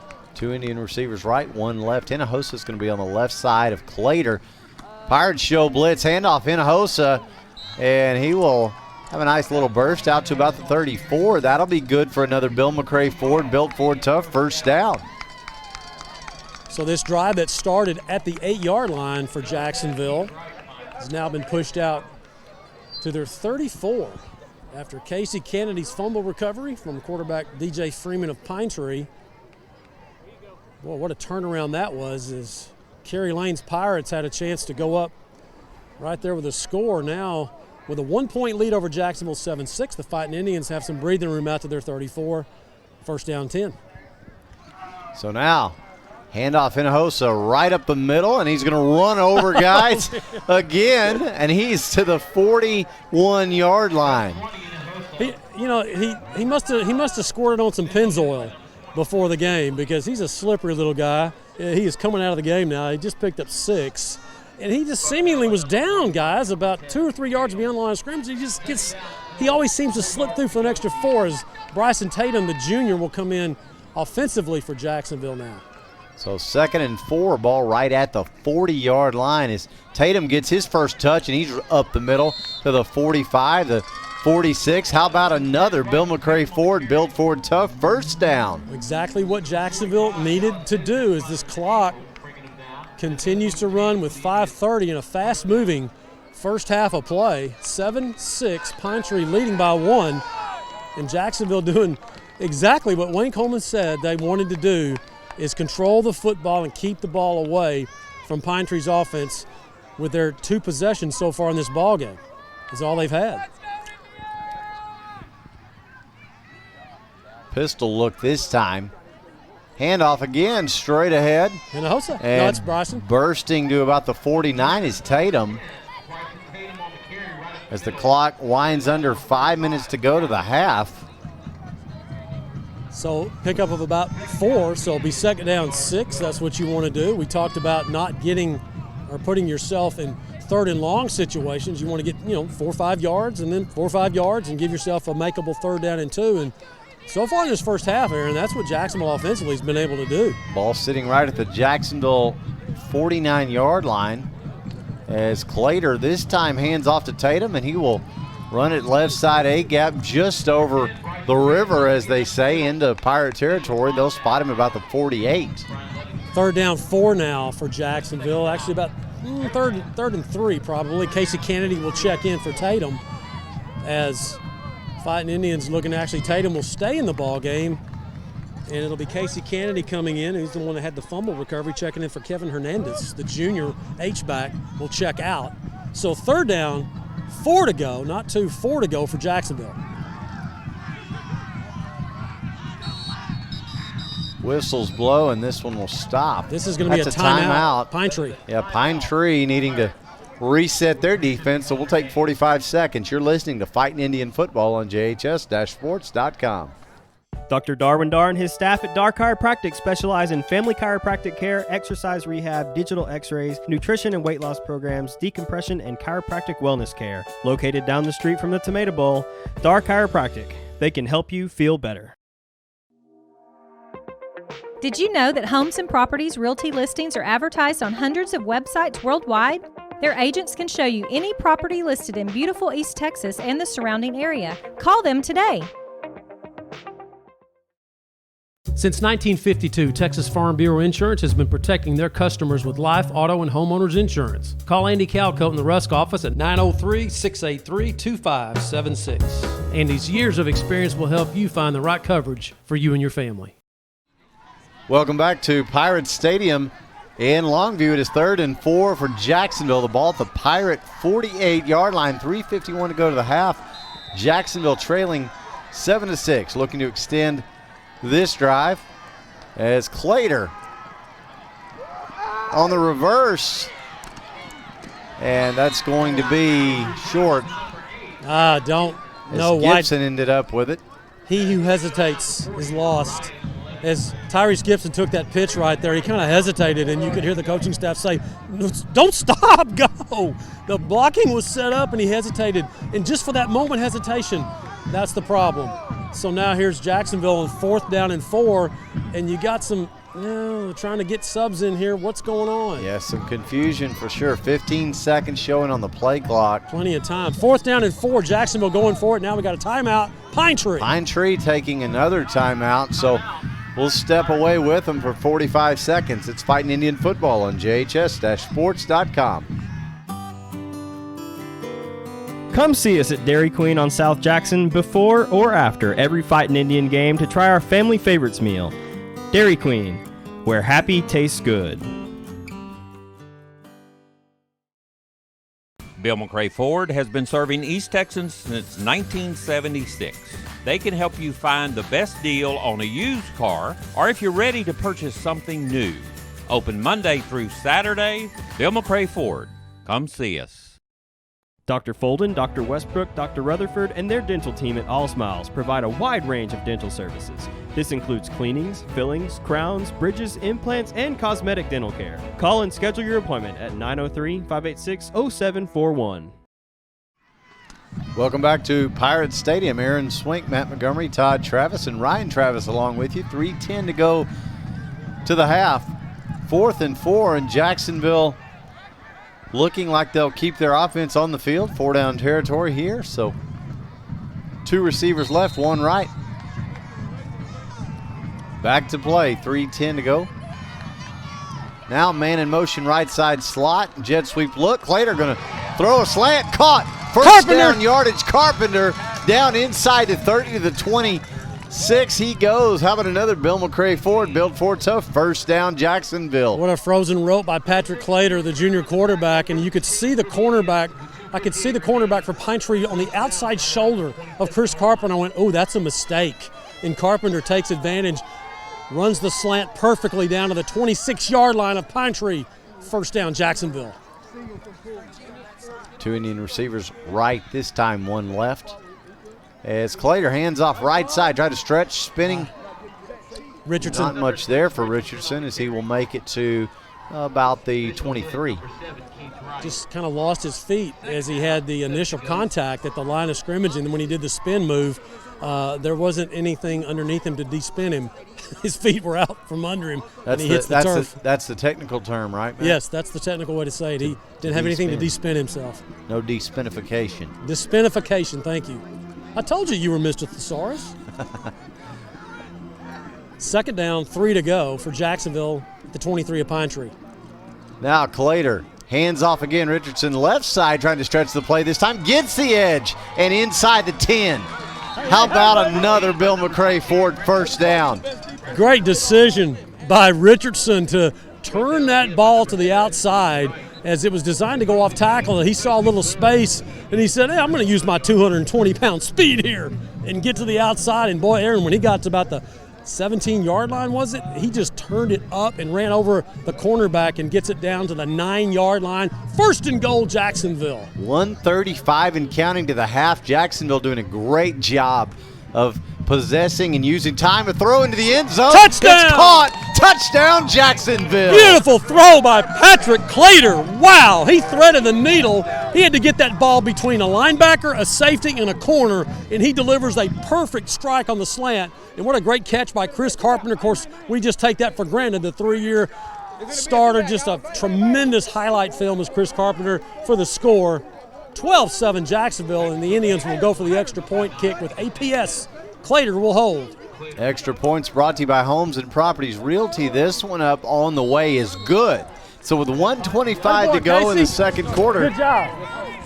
Our score now, Jacksonville 13, Pine Tree 7. We'll step away for 45 seconds. You're listening to Fighting Indian Football on JHS-sports.com. Our one-of-a-kind mushroom Swiss burger is back. And now it's an all-time favorite. You're going to love this burger. That au jus sauce on top. The creamy au jus sauce. Every bite's perfect. It's not just a mushroom and Swiss burger, it's a Whataburger mushroom and Swiss burger. Hi, I'm Matt Montgomery. For the past 37 years, I've been helping people just like you get their financial ducks in a row. I'm a registered investment advisor and chartered financial consultant. We do portfolio management and comprehensive financial planning. Give me a call for a free consultation. If you walk through the Tomato Bowl, you've seen the beautiful large photos and arrowheads as well as signage around the stadium. Eric and Kathleen Stanfield can print large format images on metal, glass, and wood, and they do a lot more. Visit their showroom and see for yourself. Congratulations in Jacksonville, sponsors of the Play of the Game Award. Welcome back to Pirates Stadium in Longview. Jacksonville with another long drive, possessing the ball, keeping it away from the Pirates and capping it off. And with the drive summary, here's Todd. So following the fumble, the Indians had a 14-play drive, covered 91 yards. That's about right. 8 minutes and 6 seconds off the clock, finishing with a touchdown, putting the Indians up 13-7. I mean, if you're in the lab and you're mixing stuff, you could not have mixed up any better potion than that. And they also converted a 4th down and 4 on that drive, which was huge. Here's the kickoff by APS. Now this is going to be kick deep. This will actually bound into the end zone for the touchback. How about that? APS going to the driver that time. Yep. Putting up the 9-iron. Maybe a 1-iron. Yeah, maybe a 1-iron. Hey, not my 1-iron, but your 1-iron. I can't hit a 1-iron. What's that old saying? God can't hit a 1-iron? Yeah, I don't think anybody's even tried the 1-iron since about Ben Hogan. So Pine Tree, you realize this is their 3rd offensive possession and there's 1:25 remaining in the first half? Wow. That's exactly what you wanted if you were Wayne Coleman. Sheffield back in the backfield. Freeman, the QB, he's got it. He's going to roll right, looking for somebody to throw to. He can't find it because he got sacked. Look at that. Matt, how about that? Tatum with a tackle running Freeman down, and they were celebrating with Jacksonville, and Kenny Kennedy said, stop celebrating, get out there. They're ready to go again. And they are. Loss of 5 for Pine Tree. 2 receivers left, 1 right. Throw his left side. Jump the route, and the flag comes in. They're going to get Jacksonville for interference. That's not a good call. Well, it was the D1 commits one-on-one right there. Chris Carpenter going to Colorado. Sparkman going to Arkansas, and they're going to get Carpenter for the pass interference. Aaron, I think what they got Carpenter for was a hand on the back. And when he was coming around, he did slap the ball away, but the officials look for that left hand on the back when you're coming around to kind of push him a little bit. So it's going to give Pine Tree an automatic first down. But from a yardage standpoint, that's not much. They started this drive at the 25, when with a penalty, they're still at the 27. So 57 seconds to go to the half. If you're just joining us, Jacksonville up 13-7. Pine Tree with it as Freeman will get out of some pressure, and he's going to run a long way. He's at midfield at the 45 of Jacksonville, and he's finally forced out of bounds there. Huge first down yardage, and now with 49 seconds to go, Pine Tree back in business. So if you're listening at home and you're wondering what DJ Freeman looks like, picture Kyler Murray. That's exactly the build, this kind of foot speed. That he may not have that kind of foot speed, but he looks a lot like Murray, the way he runs the football and gets out of traffic. 49 seconds remaining, first down for Pine Tree at the Jacks 43. 2 receivers right, 1 left. Sheffield's the back. Freeman, check that. He'll throw right, little screen set up there, and gain out over the 40 to about the 42. Stops the clock. That's Gabe Adams with the catch. Yep, Adams will get out for 8 yards. But more importantly, he gets out of bounds to stop the clock for Pine Tree. 13-7 Jacksonville.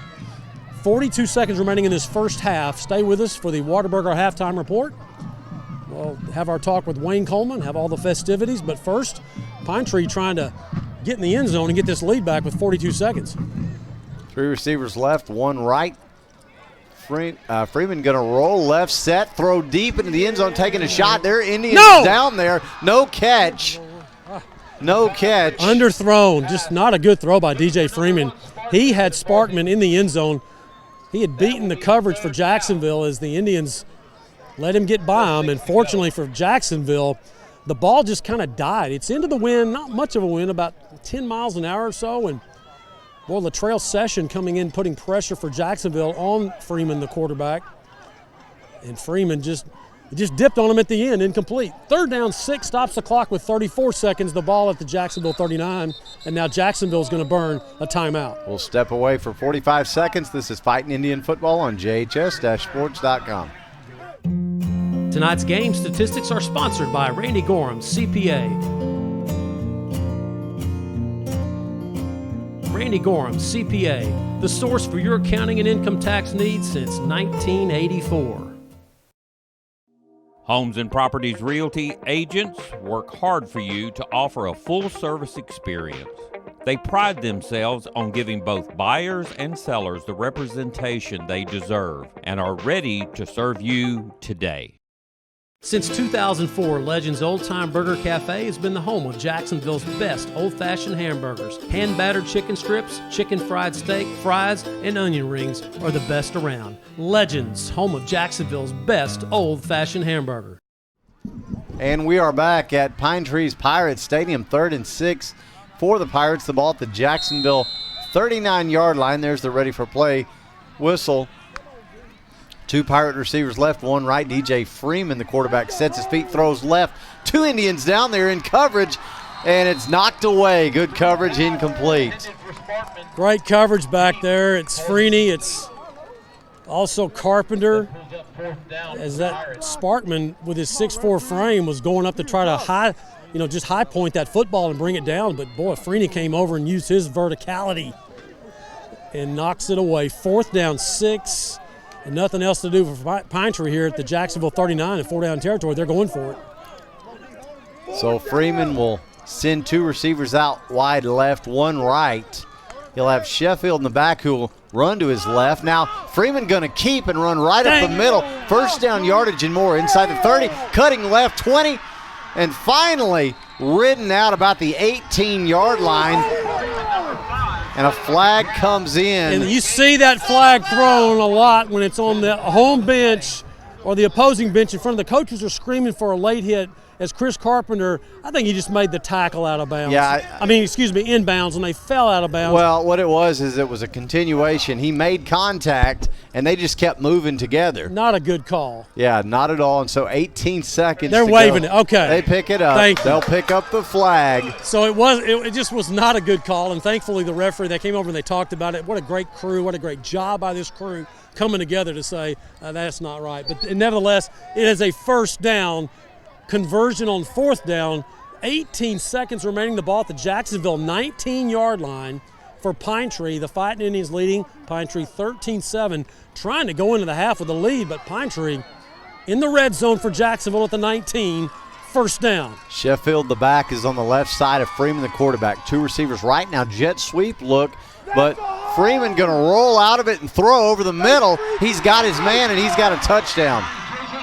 So he finally finds Sparkman in the middle of the end zone on the waggle play. Freeman faked the handoff on the jet sweep, then he waggles back to the other side, and Sparkman from 19 yards out gets Pine Tree the lead back. Actually 13 alls tied up with 12 seconds remaining.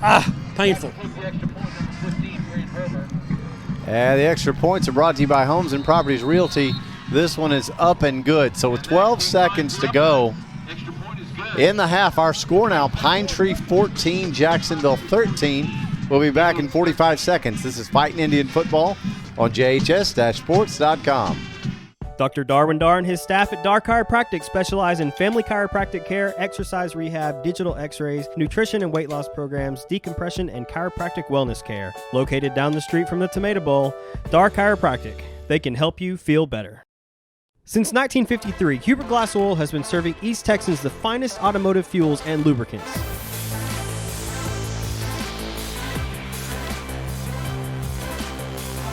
Hubert Glass Oil Company, the clear solution for your business. Since 1952, Texas Farm Bureau Insurance has been protecting their customers with life, auto, and homeowners insurance. Call Andy Calcoat in the Rusk office at 903-683-2576. Andy's years of experience will help you find the right coverage for you and your family.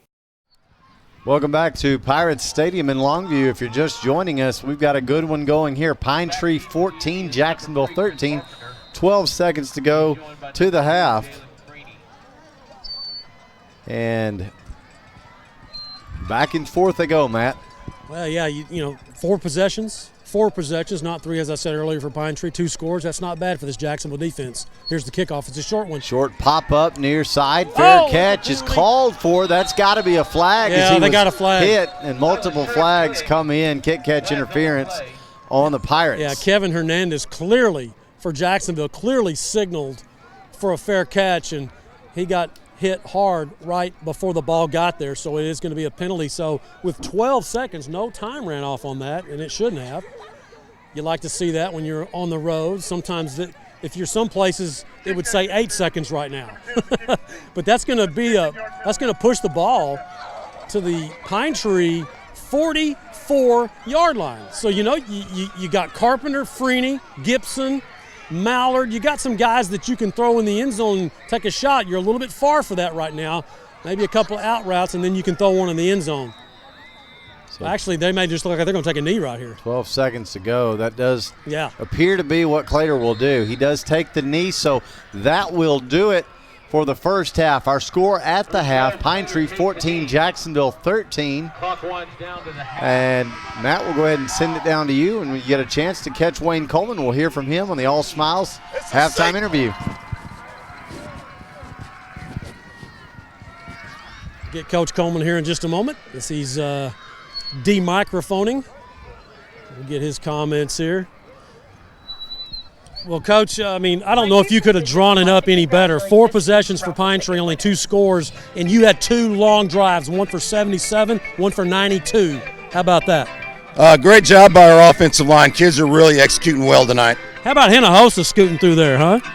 Dominic has really stepped up for us tonight, doing a great job at running back. Coach, your play calling really is clicking right now. I mean, you are calling the plays that seem to catch Pine Tree off guard offensively, defensively. Yeah, we got to make sure that we're taking advantage of one-on-one when we get it. But right now, they're playing a lot of coverage and making us run the ball. The question: how do you stop DJ Freeman, that Pine Tree quarterback? He's the guy that's been hurting you. He's a Texas 5A Player of the Week last week. He's a great player. We got our work cut out for us. Coach, 13-12 at the half. I mean, 14-13. Pine Tree with a lead. You got to like what you see right here, especially as you said, the way that you guys are running the football. In the time of possession, you're winning that. That's what we got to do. That's how you beat these guys. They average 500 yards of offense a game, so you got to keep the ball away from them. Coach, thanks. Thanks, Matt. That's head coach Wayne Coleman on the All Smiles halftime report. Now, for the Whataburger halftime report, halftime show, we're going to keep it down here on the field as the Cherokee Charmers now will come out for their halftime performance here at Pirate Stadium. Again, it's halftime here in Longview, where Pine Tree just scored with 12 seconds remaining in the first half to take a 1-point lead over Jacksonville, 14-13 here in Longview. And Matt, we will leave it with you. We're going to step away in the booth here for a quick break, and we will have halftime stats after the Jacksonville halftime festivities. Thank you, Aaron. It's all yours, partner. Cherokee Charmers, directed by Laura Guidry, assisted by Tiffany Alexander. 16 seniors lead these Cherokee Charmers for 2019-2020. Junior lieutenants are Yasmin Badgett, Katie Lucky, and Alexis Sanford. Junior first lieutenant, Morgan Washburn, and senior lieutenant, Ariel Galvan. And your Cherokee Charmer captain is Miss Kayla DuPont. Now the Jacksonville High School Band performing as the Charmers have their halftime performance. We'll listen in as the PA announcer brings you the program.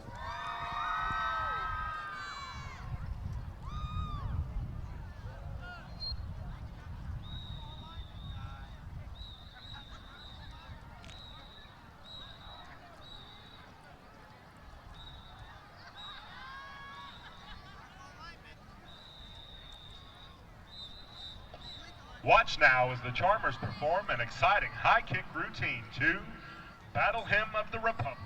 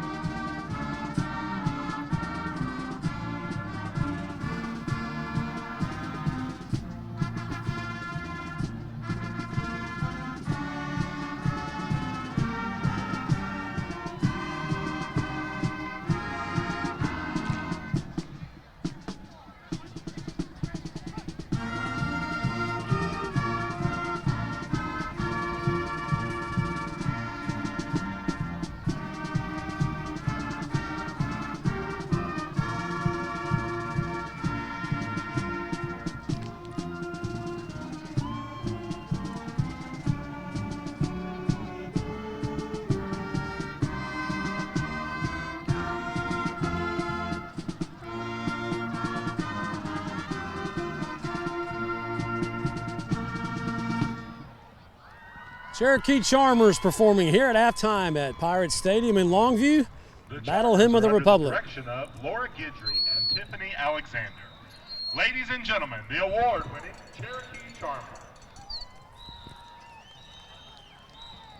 Jacksonville Majorettes now getting ready to perform. We'll catch their introduction from the public address And now, announcer. Introducing the Jacksonville Indian Majorettes, directed by Breanne G. Head twirlers are Mackenzie Ross and Shelby Cumby. Twirler of the week is Vanessa Sanchez.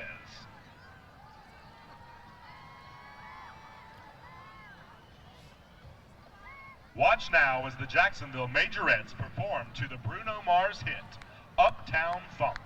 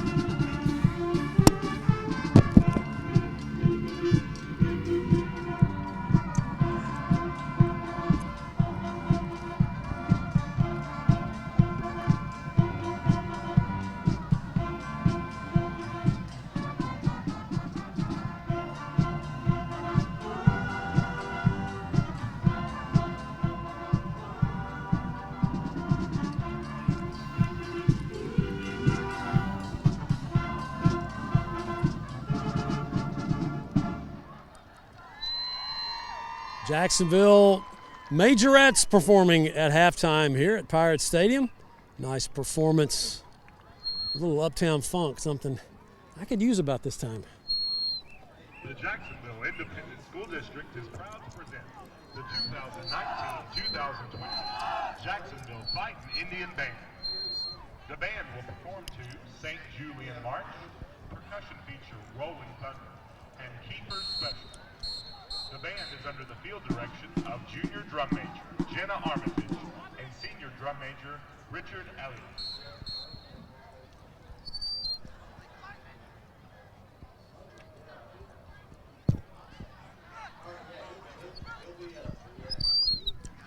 Now at the center of the field, one of the most decorated military marching bands in the state of Texas.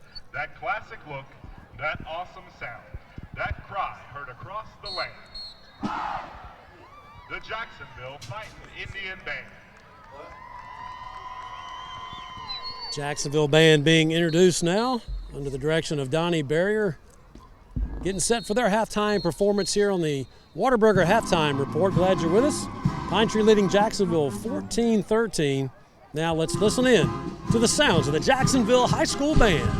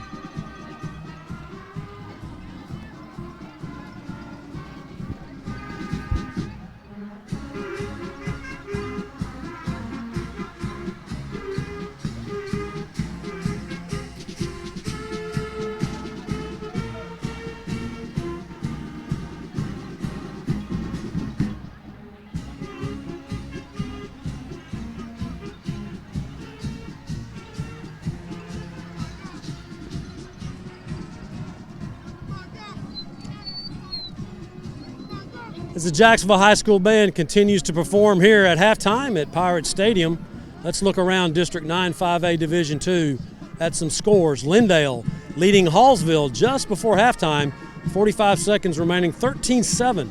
Lindale over Hallsville. Close games all around the district tonight. Over in Marshall, the Mount Pleasant Tigers hanging with the Marshall Mavericks. The Mavs come in 2-0 in district. Mount Pleasant 0-2, but it's 14-7. Marshall over Mount Pleasant. Close ball game there just right before halftime. And over in White House at halftime, Nacogdoches leading White House by a score of 7-3. Two teams Jacksonville opened up District 9 5A Division II play with, losing to Nac and to White House. That score pretty close at the half, Nac leading 7-3. Of course, right here in Longview at Pirate Stadium, it's 14-13. One point difference between Pine Tree leading Jacksonville by that 1 point, scoring with 12 seconds remaining on a touchdown pass from DJ Freeman of Pine Tree to the big wide receiver J.J. Sparkman to grab that lead back here in Longview. You're listening to the halftime Whataburger Report as the Jacksonville High School Band continues with their halftime performance.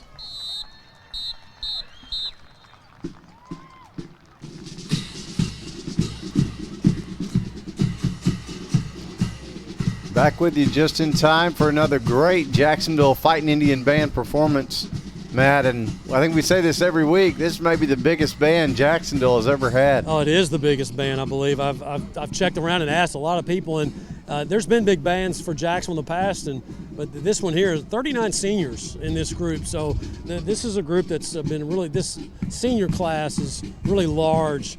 Done a great job. The band director, of course, Donnie Barrier, drum majors Jenna Armitage and Richard Elias leading the band as they do each and every week. Looks like it's going to be another sweepstakes, a winning year if these halftime performances hold true when they head over to contest. Aaron, I don't know if you were listening. I was giving some scores earlier. All the scores in District 9 5A Division II tonight, all less than a touchdown. Yeah, I heard that. Or touchdown or less, I should say. Well, and there's a ton of parity in this district, Matt. I mean, there's, Marshall came in, preseason favorite, and they're very good, but, there is not a big gap in this district.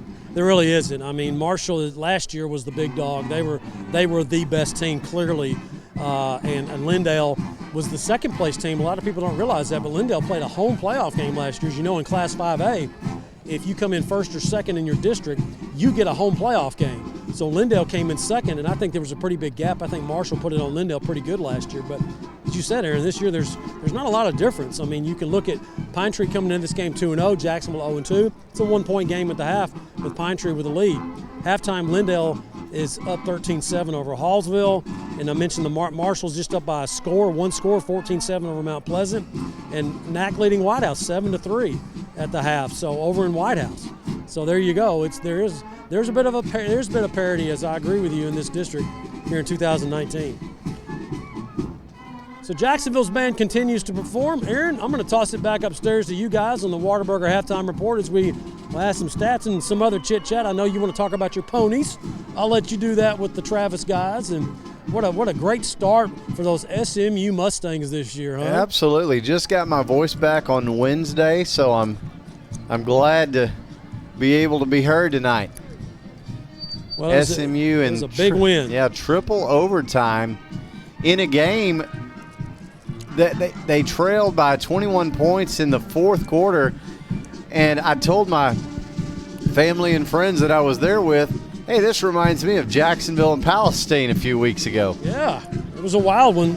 And congratulations. I hope that A&M can show up as well against Alabama tomorrow. Yeah, I hope so. Thanks, Matt. And we will bring it back into what I'm calling the crow's nest, high above Pirate Stadium for the halftime stats with Todd Travis. Halftime stats are brought to you by Randy Gorham, CPA. Randy has been your source for accounting and income tax needs in Jacksonville since 1984. And Todd, the numbers that matter look really good. Pine Tree 14, Jacksonville 13.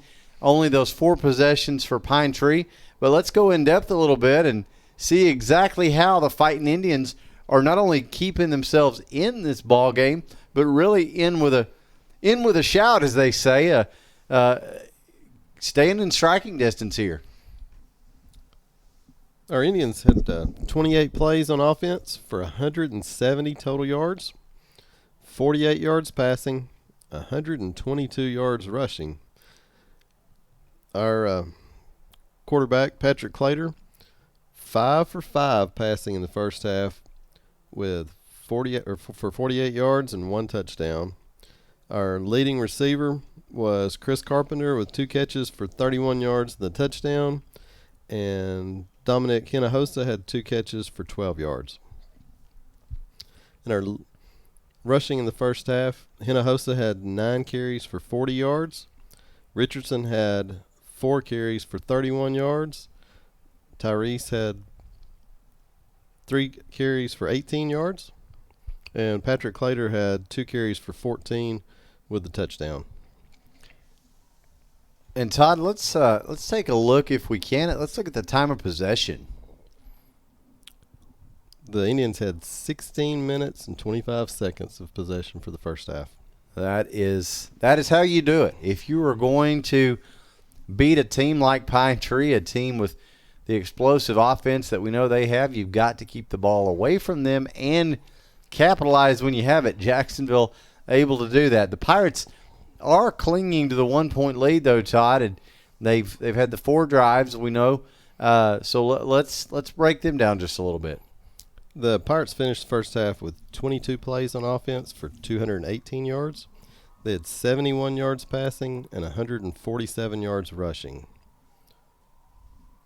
Their quarterback, Freeman, had 4 completions on 9 attempts for 71 yards and 2 touchdowns.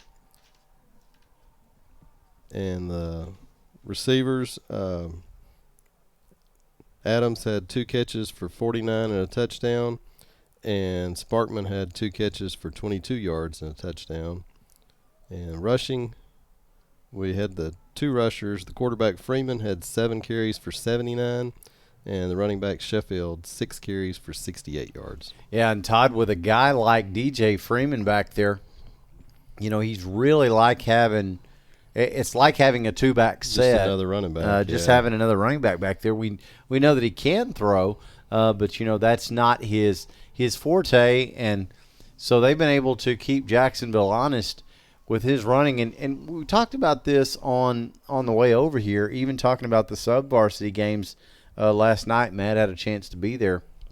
And we were kind of talking about how Pine Tree operates. And what you'd see a, 2-yard gain, a 4-yard gain, and then a 75-yard run. Mm-hmm.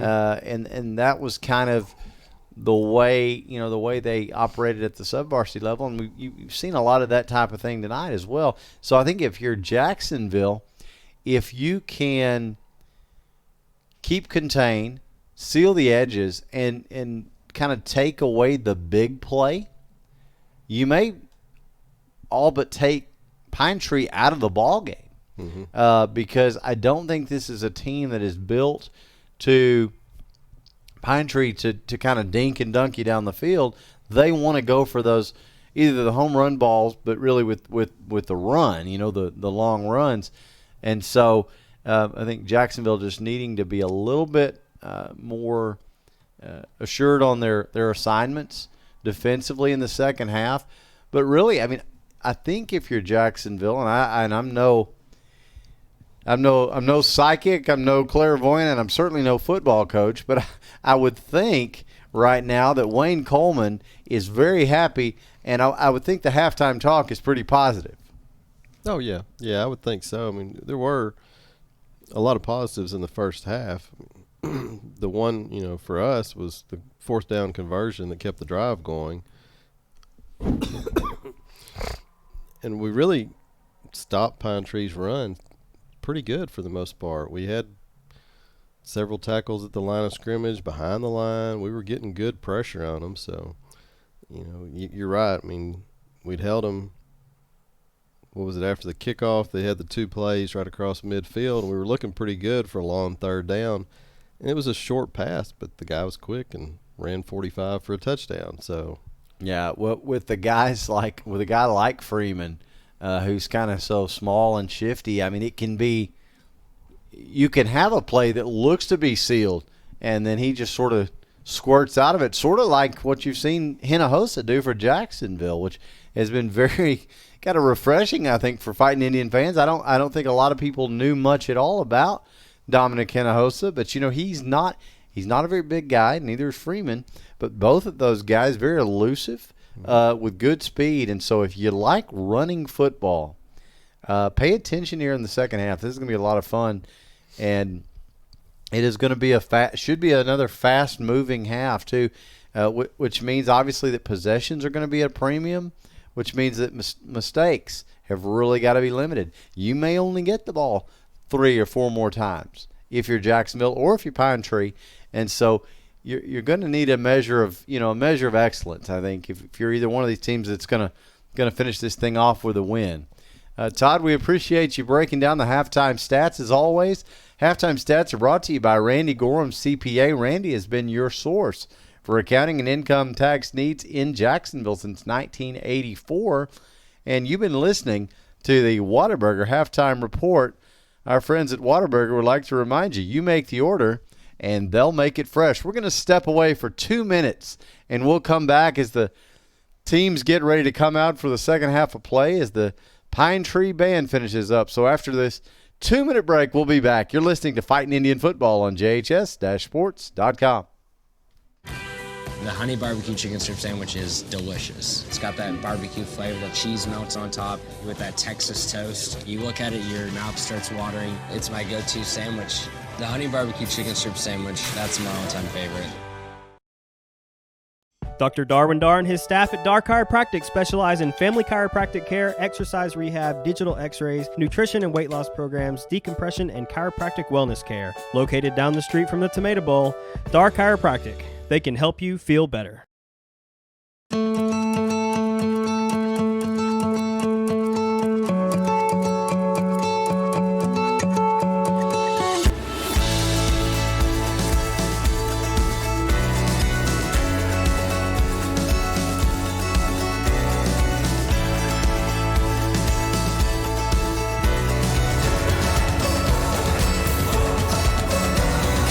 Austin Bank.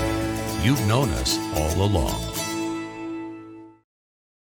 If you walk through the Tomato Bowl, you've seen the beautiful large photos and arrowheads as well as signage around the stadium. Eric and Kathleen Stanfield can print large format images on metal, glass, and wood, and they do a lot more. Visit their showroom and see for yourself. Congratulations in Jacksonville, sponsors of the Play of the Game Award. Hi, I'm Matt Montgomery. For the past 37 years, I've been helping people just like you get their financial ducks in a row.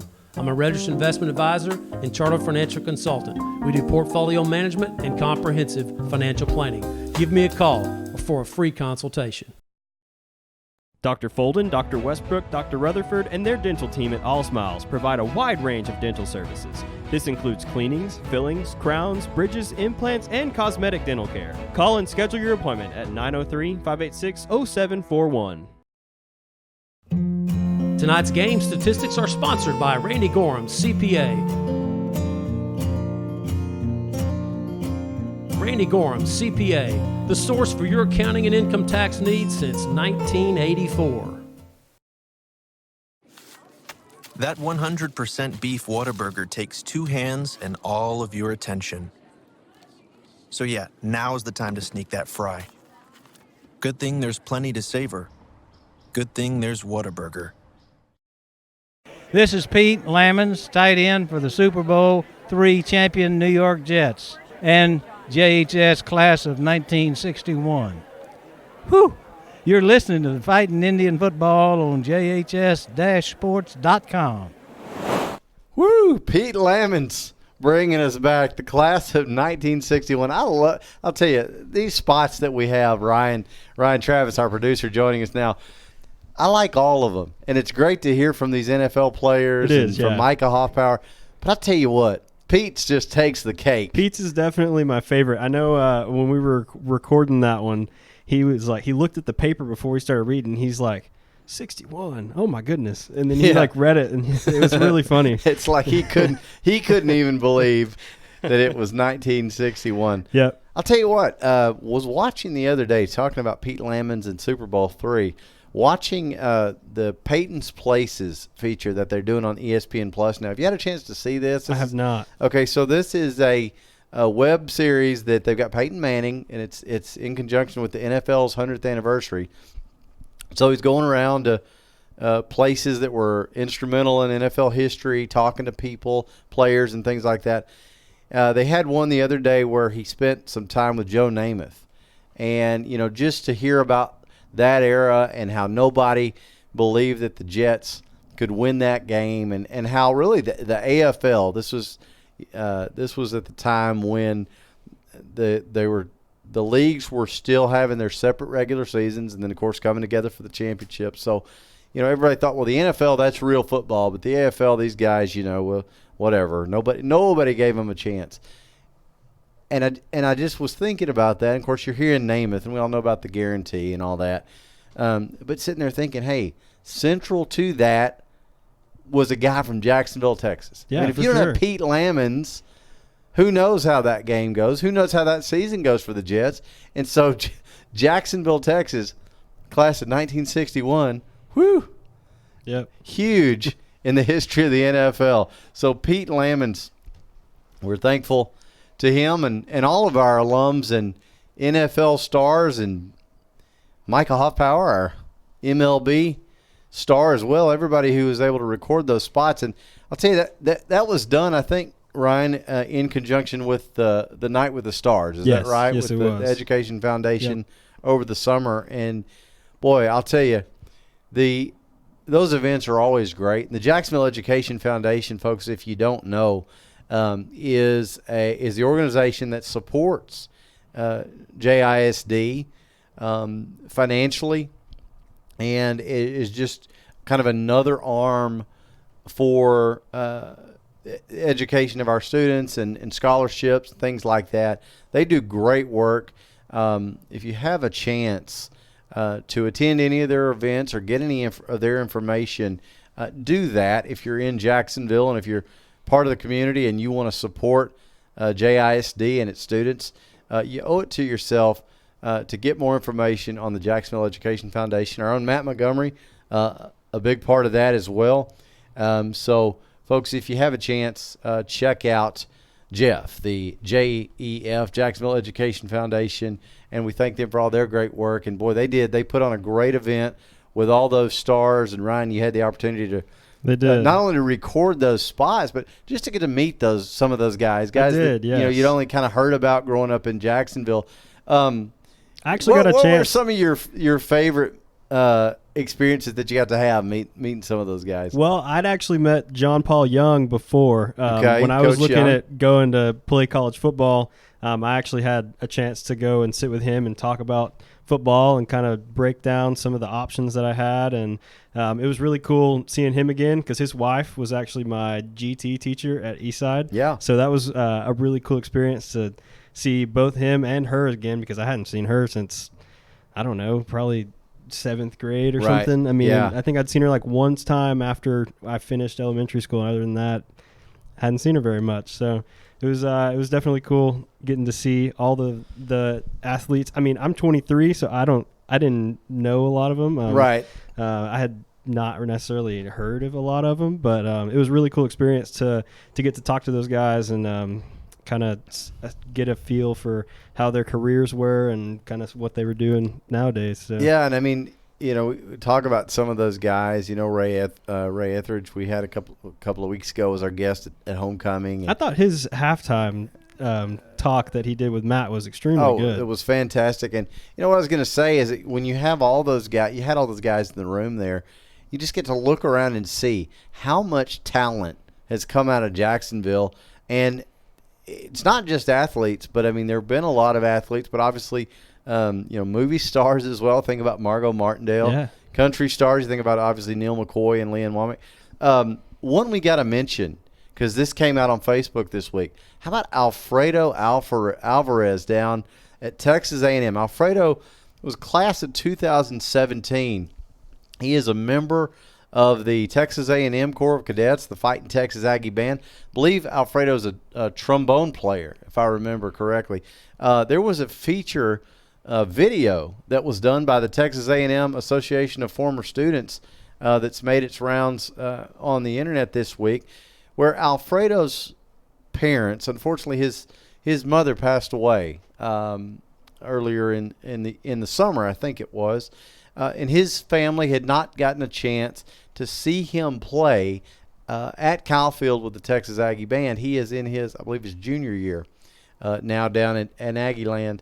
This video is all about how Colonel Brewer, the director down there, the band director, as well as the Association of Former Students, how they worked to get Alfredo's family to Aggieland to surprise him. The cameras are there for the whole thing.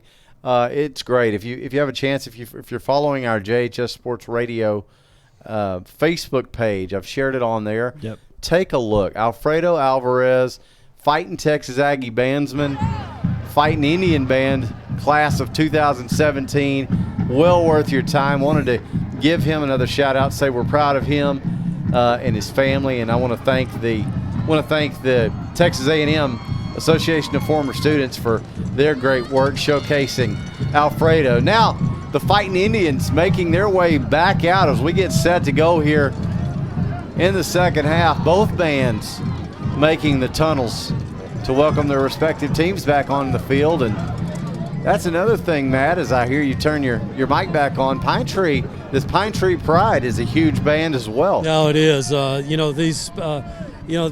arts, it's really a big deal over here at Pine Tree. I mean, they always have the big band and all the choir and all the arts department and all that. They're just really good over here doing that stuff. We saw that, the artwork in the press box.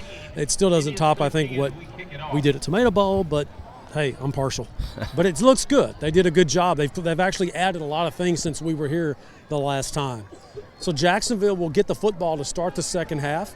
Pine Tree got the opening kickoff and went down, and Jacksonville got a fourth down stop. And so the Indians will get the football. Guys, we have one injury report for Jacksonville. Unfortunately, Latrell Session is done for the night, so he will not be back. Got a little.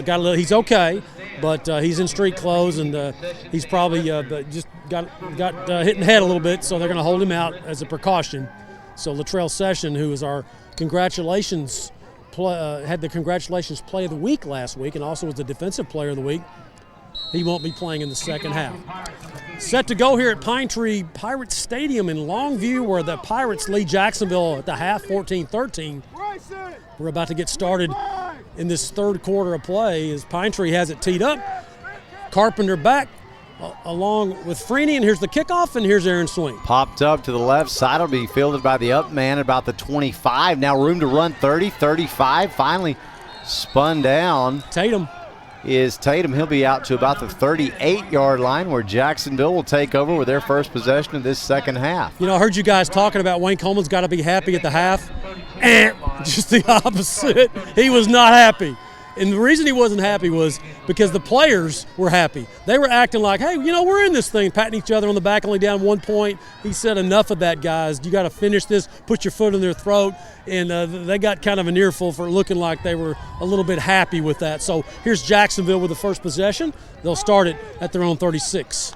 Be two Indian receivers right, one left. It's Clater, hands off, straight ahead running, 40, and out to about the 41. Goes Richardson. Richardson putting his hand on the back of his H-back there. Casey Kennedy just following him through the hole. Picks up about 4, second down, 6 to go. Just underway in a very methodical first half, if you will, especially if you're a Pine Tree fan after seeing 56 points on the scoreboard last week and 56 on another ball game. They only got 14 at the half, so Jacksonville staying right with the Pirates, looking at second down, 6 now at their own 41. Richardson stays in the backfield. He gets the handoff left side, A-gap, going to spin out of first contact, and he'll be out near the 45. Clock did not start, guys. Good spot, Ryan Travis.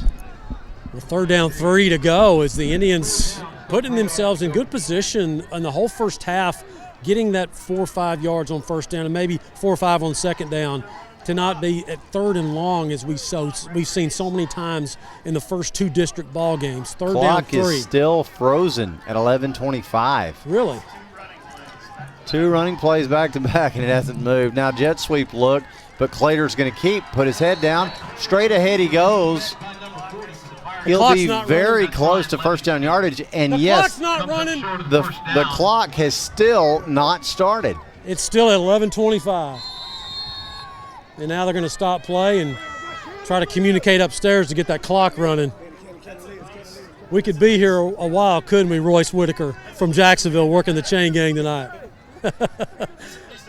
Yeah, that's, as Ryan's saying right now, he says that's at least a minute and a half. So they'll bring it down to 11:14 and forgive those first whatever couple of minutes that didn't run off. Of course, you start with 12 minutes, and Jacksonville already has a first down. Now they're looking at 4th down and 1. Actually, don't have a first down. They're going for the first down here, 4th and 1. I didn't like the spot personally. Fourth and a yard here, though. Interesting here is Coleman for Jacksonville, the head coach, going for it on his own 46-yard line, 4th and 1. Officials now still working on the clock. Now they put 11:20 up there. 11:20, so now we're going back the other way. So here we go. They should turn it on here. So 4th and 1, and Wayne Coleman, the Rambler Gambler here, going for it. And now on the his own clock 46. starts, 11:16 and counting. 4th down, they'll try to go a little hard count, then a handoff to Richardson, and he will go nowhere as he tried to go east and west. And Richardson has got to go north and south. That's, he's a senior. He's got to know that. And he just, for some reason, that play's designed for the A-gap. Put your head down, use your 220 pounds, and plow forward. Instead, he stops, plants his left foot, and tries to go sideways. That was a mistake. And Pine Tree will get the football on downs at the Jacksonville 43-yard line. Gamble does not pay off this time for Wayne Coleman and the Fighting Indians. So now trips left, 1 right. Freeman running with it, all kinds of room up the middle. Now cutting to the right, 35-20, 25. Check that 15-yard line where he's forced out. They'll call him actually at the 16-yard line. Jacksonville had a blitz Aaron. They had a blitz that time with Aaron Richardson blowing up the middle. And when he got out of his linebacker zone, that's where Freeman cut back across the field where he was not. And he gets a first down all the way down to the Jacksonville 16, first down. So Freeman with Sheffield the back. Handoff is to Sheffield, and he will go straight ahead down to about the 12. Yeah, he'll pick up 5. They'll give him the 11, actually, almost a 10. Give him 5 yards then. Yeah. Good spot for him. Going fast. Handoff again to Sheffield, straight ahead, and he makes his way down. They'll spot him at about the 7. He gets a first down for Pine Tree. It'll be first down and goal. No, check that. Let's see here. No, it's second down. Yeah, they still need to get about a yard to get that first down. It's third down and about a yard and a half. Justin Hicks makes the tackle on Sheffield for Jacksonville. Yeah, they'll spot him at the 6 here, but third and about a yard, maybe a yard and a half, as you said, Matt. So an H-back in on the right side. Sheffield the back, handoff to him. Right side running behind the H-back. First down yardage inside the 5 to the 4. Well, I thought Jacksonville had a shot. Peter Torres got in the backfield, and he got a hand on him, on Sheffield, who had the ball, got about the 13. And Torres just was unable to stop his forward progress, and he plows his way to Sheffield inside the Jacksonville 5-yard line, just inside. First and goal. As Freeman will hand off again to Sheffield down inside the 5 to the 2 and pushing his way toward the goal line. They'll stop him right at the 1. Getting that extra help from his offensive line as Jacksonville had Sheffield down about the 2, and then, boy, they just shoved him forward. And so Pine Tree looking at second down and goal at the Jacksonville 1, trying to go up. They're up 14-13. Trying to continue that separation in points. 9:15 and counting now as Freeman hands off. Sheffield straight ahead. Touchdown, Pirates. Sheffield from 1 as the Pirates convert the 4th down conversion attempt that Jacksonville failed on. They get the ball back on downs, and that's something you think about. As Pine Tree now with up 20-13, trying to get point 21 right here. Extra point attempts are brought to you by Homes and Properties Realty. This one on the way and good. 9:09 to go third quarter. Our score now, Pine Tree 21, Jacksonville 13.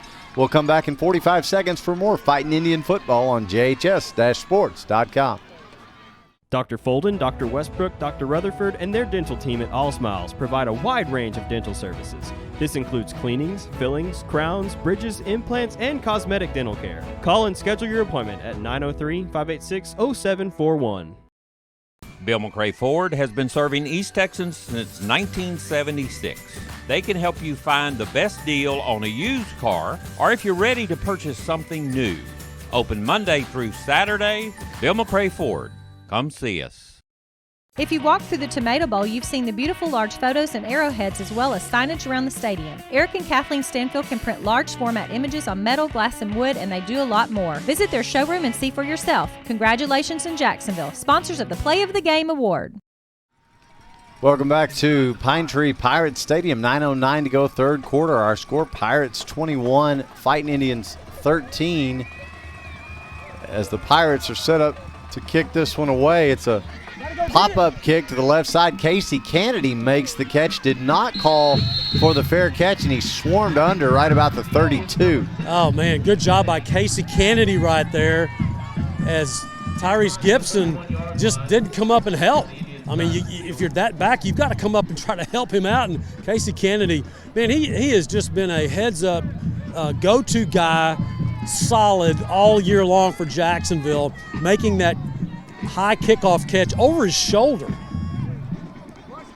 So Richardson will come out of the ball. I thought he was going in. He's coming out. It's going to be Bryson Tatum in at running back. The football first down for Jacksonville at their own 32.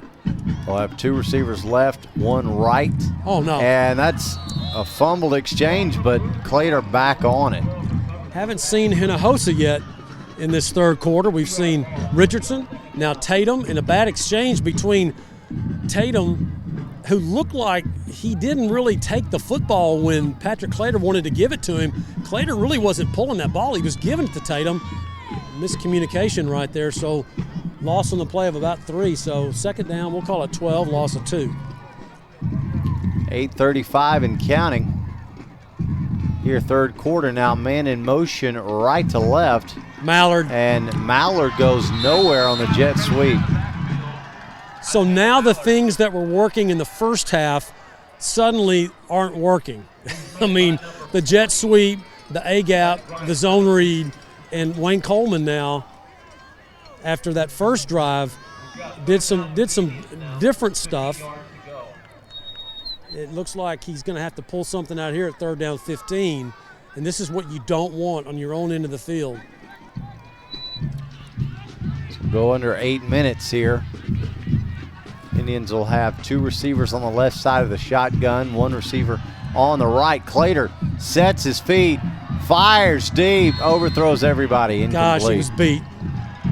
I mean, it's just getting some air under the football right there, Patrick Clater. Oh, man, Wayne Coleman's not happy. I mean, Chris Carpenter had his man beat by 10 yards. And you just put some air underneath that ball, a la Dontrell Sessions from 2017. That's what I would do with Patrick Clater. I would put him on that video and watch Dontrell, the way he used to put so much air under that ball and let his receivers go get it. Oh, that was 6. So now Carpenter has to run all the way back and punt this thing away. Pirates return man standing at the 30. It was a great call. I mean, it was there, just not even close on the throw. So Carpenter he's going to try to fake here. He's going to have to pull and run, though, and he won't get anywhere. Dropped at the 25-yard line where the Pirates will take over. It was going to be a fake punt. He wanted to throw. He was set to throw, and then... Well, the protector missed his man. And I'm not going to name him, but the protector back there, if you're going to do a fake punt, what is your number one priority? Give the punter a chance to fake it. And he just whiffed on the block. And Carpenter had to tuck the ball and run, and that was bad. So now after going for it on 4th down at their own 46, the Indians do a fake punt on their own 27, and here's Pine Tree 1st down. So Sheffield in the backfield with Freeman. Freeman keeps on the read option, and he will cut back to the left side after he started right, and he will make his way to the 17. It was a great ball fake as Jacksonville's Alonzo Almazan was all over Sheffield, and Sheffield didn't have the ball. It's a great tackle, though. Freeman faked everybody out. Picks up 4 as the Pirates trying to separate themselves up 8 points, 21-13 to make it a 2-score game here. Freeman hands off to Sheffield this time, and straight ahead he goes to the 20. Bryson Tatum just lit him up. Yeah, there may be your leader in the clubhouse for the Dark Chiropractic Bone Crusher of the game so far. Carson Cleaver also in on the tackle as well from his right defensive end position. So 3rd down 4 for Pine Tree. Can your defense get a stop here? 2 receivers right, 1 left. Sheffield gets the handoff. Straight ahead he goes, 1st down yardage and more at the 10, at the 5, and finally ridden down about the 3. 1st down and goal. Sheffield wasn't going to be denied, to use that old phrase, as he just slashes and cuts and pushes, and again, Jacksonville grabbing and pulling instead of tackling. There's a big difference when you grab and pull than tackle. Especially in 5A football. And Sheffield, he just exploited that down to the Jacksonville 3, 1st and goal. Freeman takes the snap, hands it off to Sheffield, who stumbles. He's going to lose a yard. And he did not get back to the line. You're right, Matt. Just kind of was making a cut right there and tripped up a little bit. So 6:25 and counting, and Jacksonville has had a couple of major plays in this 3rd quarter that's one cost them, and the second one is close to costing them another score. So 3rd and goal. 2 receivers left side, but Freeman just going to run up the middle, and he's in. Touchdown, Pirates. Yeah, when you're running behind that 335-pound monster over there, it's not hard to punch your way into the end zone, as the Pirates do just that, scoring 27-13. Pine Tree now with 6:05 remaining in the 3rd. Still plenty of time as Pine Tree tries to make this a 15-point lead. Extra point is brought to you by Homes and Properties Realty, and it is up and good. 6:05 to go 3rd quarter. Our score now, Pine Tree 28, Jacksonville 13. We'll be back in 45 seconds. You're listening to Fighting Indian Football on JHS-Sports.com. Since 1953, Hubert Glass Oil has been serving East Texans the finest automotive fuels and lubricants.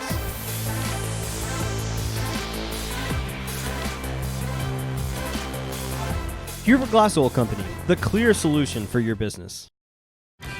The honey barbecue chicken strip sandwich is delicious. It's got that barbecue flavor, that cheese melts on top with that Texas toast. You look at it, your mouth starts watering. It's my go-to sandwich. The honey barbecue chicken strip sandwich, that's my all-time favorite. Hi, I'm Matt Montgomery. For the past 37 years, I've been helping people just like you get their financial ducks in a row. I'm a registered investment advisor and chartered financial consultant. We do portfolio management and comprehensive financial planning. Give me a call for a free consultation. And we are back at Pirates Stadium in Longview. 6:05 to go 3rd quarter. Score now, Pine Tree 28, Jacksonville 13. And Matt, couple of decisions there can show you how quickly a high school football game can turn. Well, players have to execute. And Jacksonville went for it on 4th down. I think Aaron Richardson didn't do it. He didn't go in the A gap where it was designed. And on the fake punt, the protector missed his block. So there you go, and here's the kickoff. The kickoff again, short to the left side. This time fielded cleanly again. Fair caught by Kennedy at about the 34, where Jacksonville will take over. So Pine Tree with 2 scores in this 3rd quarter with less than 6 minutes played already, but it's been 2 short fields for the Pirates. They got the football at the 43 or 42, I believe, and then that one was at the 27 on the fake punt that didn't work. Man. So Hinojosa will check in offensively for Jacksonville, his first action here in this third quarter after having a really nice first half, really in the most carries he's had in his varsity career so far. So now Clater hands off to Hinojosa. He will take it right out over the 40. Just a burst. And he's dumped, but not before he bursts his way, as you said, Matt, to the 41. He just has that burst right there, and he looks like he's injured. And he was shaking his left arm at halftime, I noticed, and he's patting it right now. He's going to check out. He picks up 7 hard yards, though, and he took a spill on it. He may have just got a stinger, and he's going to go down now, and we'll have a timeout, and we'll take a break with it. We'll step away for 45. You're listening to Fighting Indian Football on JHS-Sports.com. Gene Brumlow, class of 66, and his daughter Ann Farmer proudly support Jacksonville athletics. Come on over to the South Jackson Dairy Queen and get one of their world-famous blizzards. Dairy Queen, where happy tastes good. Tonight's game statistics are sponsored by Randy Gorham, CPA. Randy Gorham, CPA, the source for your accounting and income tax needs since 1984. Since 2004, Legends Old Time Burger Cafe has been the home of Jacksonville's best old-fashioned hamburgers. Hand-battered chicken strips, chicken fried steak, fries, and onion rings are the best around. Legends, home of Jacksonville's best old-fashioned hamburger.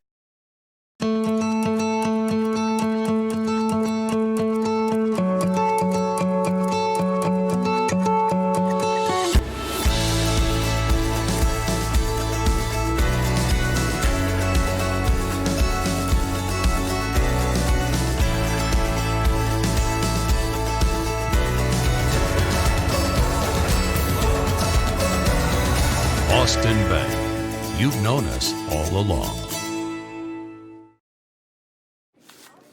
That 100% beef Whataburger takes 2 hands and all of your attention. So yeah, now's the time to sneak that fry. Good thing there's plenty to savor. Good thing there's Whataburger. And we are back to Pirates Stadium after the injury timeout. So 2nd down and 3 for the Indians. Ball sitting at their own 41-yard line. Indians down 28-13, 5:50 and counting. Third quarter. So now Clater hands it off. Richardson straight ahead, not much, maybe a yard. I mean, is it me or Richardson, since that first drive when he was pounding, maybe it's because he's playing defense. He just doesn't seem to be hitting that hole as hard as he did earlier. And it's allowing the defense to close the gap a little quicker. He's got to put the pedal to the metal and not dance around and just put his head down and go. He gets that first down if he does that. He's short. It's 3rd down about a yard. Actually about 2 yards. Yeah, look, scoreboard says 3, but I'd say it's closer to 2. So now Clater going to drop back, look right, throw right, first down yardage, and more into Pirate territory. And Freeney was tight-roping the sideline. He was pushed out at the Pirate 42, but that's enough for the Bill McRae Ford first down. Did the little spin move, got up the sideline. It was only just designed to get the first down, but he made a nice spin move and got an extra 12 yards up the field. Puts it in Pirate territory at the Pine Tree 42, first down Jacksonville. Stops the clock with 5 minutes to go in the third. 2 Indian receivers left, 1 right. Clater takes a snap, fakes a handoff, looks left, throws left, slant, contact. Yeah. And clearly, flag comes in. Stevie Wonder could have called that one. That was pretty clearly interference as, what was that? Let me get his number there. It was DeCameron Kane. Running all up the back of Tyrese Gibson, so no question. So Jacksonville gets the automatic first down, moves the chains up to the Pine Tree 37-yard line. Bill McRae Ford, built Ford tough first down. This one courtesy of DeCameron Kane. First down Indians from the 37-yard line. So the ball to the 37-yard line of Pine Tree is Clater. Hands off to Richardson. There you go. He runs left side A gap, and this time he moves the pile down to the 30. Now do that every time. 26 for Pine Tree, the injured player. I feel bad for him. That's Greg Callaloo, but he's down on the turf because Aaron Richardson put his head down and ran over him. Do that. I mean, don't hurt the guy. I don't want to see that. But run hard. And so as they're taking a look at Callaloo, we're going to step away for about 45. This is Fighting Indian Football, JHS-sports.com.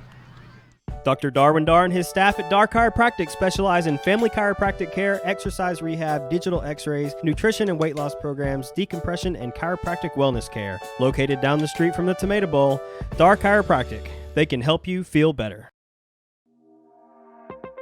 Did you know that homes and properties realty listings are advertised on hundreds of websites worldwide? Their agents can show you any property listed in beautiful East Texas and the surrounding area. Call them today.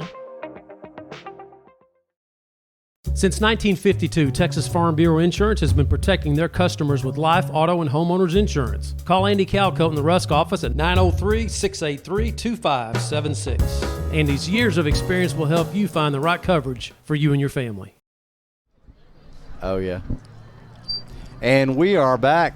Pirate Stadium, Greg Callaloo. He's not back yet. Still down. Yeah, he's not back. That was a helmet-to-helmet shot from Aaron Richardson. Just lowered his head and just ran over him. Of course, Richardson goes about 220.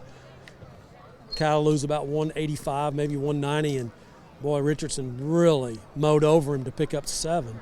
When we come back to play, it'll be 2nd and 3 for Jacksonville at the Pine Tree 30-yard line. 4:43 remaining in this third quarter as Pine Tree took advantage of a 4th down non-conversion for Jacksonville. They didn't get the first down, and then a fake punt that went awry for Jacksonville gave Pine Tree another short field as Callaloo now is up on his own feet. And he's walking off the field with a few Tweety birds flying around his head right now. He's kind of dinged. Yeah, certainly a little help there, but and of course you don't want to see a player get hurt, Matt, but as you said, if Aaron Richardson keeps running like that, he'll be okay. Yeah, I mean, he keeps running like that, he may get arrested. I mean, it was a physical, pounding, punishing run for 7. 2nd and 3 for Jacksonville as we get back to play at the Pine Tree 30. So 2 Indian receivers on the right side of the formation, 1 on the left. 1 back with Clater. Ready for play whistle, and here we go.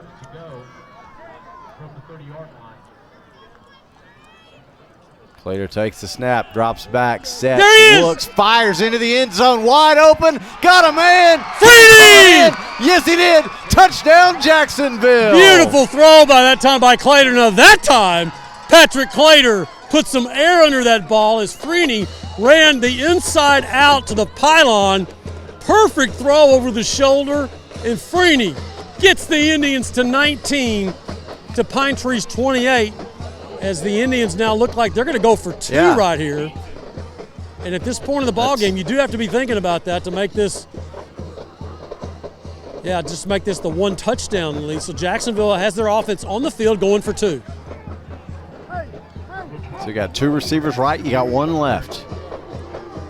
1 back in with Clater, now whistle. Yeah, the only thing is if you don't get this, I mean, you're down 9, just 2 scores. If you go ahead and kick the extra point, you're only down 1 score. So timeout Jacksonville. Yeah, this is interesting right here. I'm not sure about this with 4:26 remaining in the third quarter. Yeah, I mean. I'm not sure you do it quite yet, although I will say that Todd and Ryan both had the 2 fingers up here. So yeah, but think about that. I mean, Coach Travis and Coach Travis had made the call. I don't know what the card says. You know, that card that everybody uses, but it has all the scenarios with the time and everything. But with 4:43 or 4:34 remaining in the third quarter, and you're down, I don't know. Okay. The other way to look at it is if you don't get it, you still got plenty of time to get a couple scores. You either go for it now or you go for it later. I wasn't encouraging to go for it. I was just saying they are lining up to go for it. But wait a minute. I heard you say, Ryan said, if you don't go for it now, you got to go for it later. No, if you go and get the extra point right here, okay, it's 28-20. Okay, yeah, you're right. I'm sorry. You're still going to have to go for 2. Yeah, you still got to get the 2. Okay, I got you. Hey, y'all stay with me. I went to Texas A&M. Wait, so did you.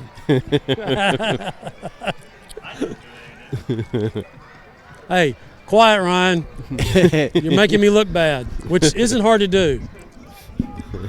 Well, Matt, we understand it's cold. You don't want to take your shoes off and do all that. That's right. That'd be embarrassing. Do all that counting. All right, here we go. Going for two, as they should. 2 right, 1 left go the receivers. Clater now, man in motion. No. Not the decision. Not work. Not the right call for Patrick Clater as Wayne Coleman is coming out and he's looking, he's saying, "What are you doing?" It was a throwback to Tyrese, and he just didn't look his way, trying to hit Richardson, knocked away. So here you go, you're down 9-2 scores. So 4:26 to go, third quarter. Our score now, Pine Tree 28, Jacksonville 19. We'll step away for 45 seconds. You're listening to Fighting Indian Football on JHS-Sports.com. Come see us at Dairy Queen on South Jackson before or after every Fightin' Indian game to try our family favorites meal. Dairy Queen, where happy tastes good.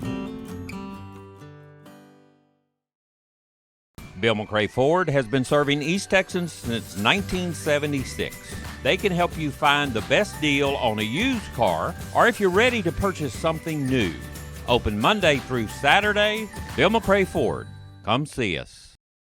Dr. Folden, Dr. Westbrook, Dr. Rutherford, and their dental team at All Smiles provide a wide range of dental services. This includes cleanings, fillings, crowns, bridges, implants, and cosmetic dental care. Call and schedule your appointment at 903-586-0741.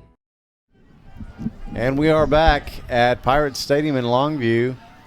Pine Tree 28, Jacksonville 19, 4:26 to go. Third quarter as the Indians get the score, but the 2-point conversion fails, and so the kick now on the way from Pena Sanchez, chases the return man inside the 15, he catches it cleanly straight ahead. He'll go out over the 30, and finally they're going to stop his forward progress at about the 33. So Jacksonville answers one of the touchdowns Pine Tree has scored in this third quarter. Again, plenty of time, 4:18 in the third. Pine Tree will get the ball in this drive with their 33, so 2 short fields, though, for Pine Tree. This is the third possession for Pine Tree in this second half. The other 2 came deep in Jacksonville territory. Well, one of them at the 42, not too deep, but that's still on the other side of the river. Here they are, first down. Pirates at their own 33. Sheffield, the back with DJ Freeman. Sheffield's on the left side of Freeman. He'll get the handoff. Straight ahead he'll go, and he's at the 40-yard line and finally tripped up to 41. Initial contact by Huddleston of Jacksonville right there and just didn't wrap up.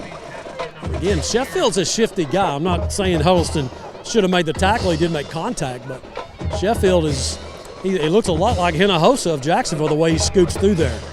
2nd and 2, 8-yard gain for Sheffield. Ball sitting at the Pirate 41-yard line as this time Sheffield again straight ahead and out to midfield. That's good for first down yardage. Casey Kennedy with the tackle for Jacksonville, the junior, strong safety. But not before Sheffield pops through for a first down and put the football right at the 50-yard line. So Pine Tree, the highest scoring team in District 9 5A Division II, with 28-19 lead over Jacksonville. Got to get a stop here. 3:20 and counting as Freeman takes a snap, hands off to Sheffield, and he will gash the Fighting Indians down inside the 40 over the 35 and finally tripped up the 32. Sheffield he doesn't pick his feet up when he runs. He's one of those guys where his feet just barely get off the ground, and he just scoots like a June bug. I mean, he just kind of scoot, just kind of gets through there. In fact, Wayne Coleman said that's what before the ball game, he said he runs like a little June bug. Another first down. 1st and 10, they're going to spot it at the 33 as Sheffield Watch straight out. ahead. No, check that zone read, keeper, and Freeman takes it around the left end to the 21. That's another first down. It's a 12-yard gain, but it's actually, I mean, for Jacksonville, the way they were going after Sheffield right there, it was a nice play by Peter Torres and Tyrese Gibson on that far side over there on your side, Aaron, just getting Freeman out of bounds. He does pick up 12 to the Jacksonville 22, first down.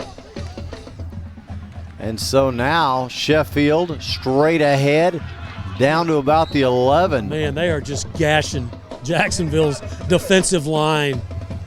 You can just see the white jerseys when the ball snapped just get knocked back 3 yards as that massive offensive line for Pine Tree just really having their way on this drive. So 2:20 and counting here, third quarter. Pine Tree leading 28-19 and threatening again. Freeman with Sheffield on his right. Freeman takes the snap, hands it off to Sheffield, who now cuts back left and makes his way to the 6. Well, the problem is Sheffield, when he gets the handoff and that shotgun offense deep in the backfield, he's not getting touched until the second level, which is about 6 yards beyond the line of scrimmage. And when your defensive lineman can't even get a hand on him, and then you got to rely on your linebackers and secondary to come up to try to catch a scoot bug like him, that's tough to do. And he's been the man on this drive. 2nd down and 5 at the Jacksonville 6. So the Pirates can get a first down at the Jacksonville 1. As Freeman takes the snap, runs right looking for a hole. Jacksonville covers well, not much there. That time the defensive line, nice job. Bryson Tatum coming up, but the defensive front of Carson Cleaver and Torres checking out. Sergio Moreira will check in. Hicks. They did a nice job just stuffing the middle of the field so Tatum could come up and make a tackle on the elusive DJ Freeman, the Pine Tree quarterback. 3rd down and 5, just outside the Jacksonville 6. So Jacksonville looking to make a stop, obviously 4-down territory. Sheffield gets the handoff, though, and runs nowhere. Left side A-gap. Yeah, not much there at all. In fact, they say no gain. Yeah, nice tackle. Let me find out who got in the backfield right there. That's the sophomore Isaiah Mallard, looks like. No, check that. That's Gibson with that number 8. Mallard's on this side. He's checking out. Here comes Carpenter. In for Mallard. What a nice tackle by the senior Tyrese. It's 4th down, 4 to go. As the Pirates, with the football sitting just outside the 5, the Pirates need to get down between the 1 and the 2. 15 seconds on the game clock and counting. Jacksonville looking to make a stop here. This would be huge. Timeout Jacksonville. And so they'll talk about it. 6 seconds to go, third quarter. We'll step away with them for 45. You're listening to Fighting Indian Football on JHS-sports.com. Our one-of-a-kind mushroom Swiss burger is back. And now it's an all-time favorite. You're going to love this burger. That au jus sauce on top. The creamy au jus sauce. Every bite's perfect. It's not just a mushroom Swiss burger, it's a Whataburger mushroom Swiss burger. Hi, I'm Matt Montgomery. For the past 37 years, I've been helping people just like you get their financial ducks in a row. I'm a registered investment advisor and chartered financial consultant. We do portfolio management and comprehensive financial planning. Give me a call for a free consultation. If you walk through the Tomato Bowl, you've seen the beautiful large photos and arrowheads as well as signage around the stadium. Eric and Kathleen Stanfield can print large format images on metal, glass, and wood, and they do a lot more. Visit their showroom and see for yourself. Congratulations in Jacksonville, sponsors of the Play of the Game Award.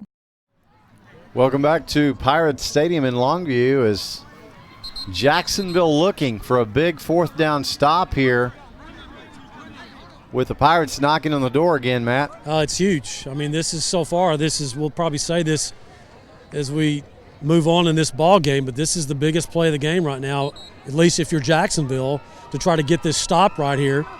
4th down, 4 to go. And the football's at Jacksonville's 5-yard line, and you got to keep them from getting to about the 1.5 to keep them from getting a 1st and goal. Here we go. There's 6 seconds showing in the quarter here now. Freeman and Sheffield in the backfield. Freeman's got it. He's rolling right. He's looking right. He's going to run, and he's going to score. And that's all Pine Tree wanted to do. They had him roll out, spread the field, get everybody kind of covering receivers, and let him do his thing. From 5 yards out, DJ Freeman gets the 5th touchdown of the evening for Pine Tree, 34-19, as the Pirates answer Jacksonville's touchdown. Can't keep trading touchdowns as we'll begin the 4th quarter after this extra point. Extra points are brought to you by Homes and Properties Realty. This one is on the way and good. So at the end of 3, our score, Pine Tree 35, Jacksonville 19. This is Fighting Indian Football on JHS-sports.com. We'll be back in 45 seconds. Tonight's game statistics are sponsored by Randy Gorham, CPA. Randy Gorham, CPA, the source for your accounting and income tax needs since 1984. Homes and Properties Realty agents work hard for you to offer a full-service experience.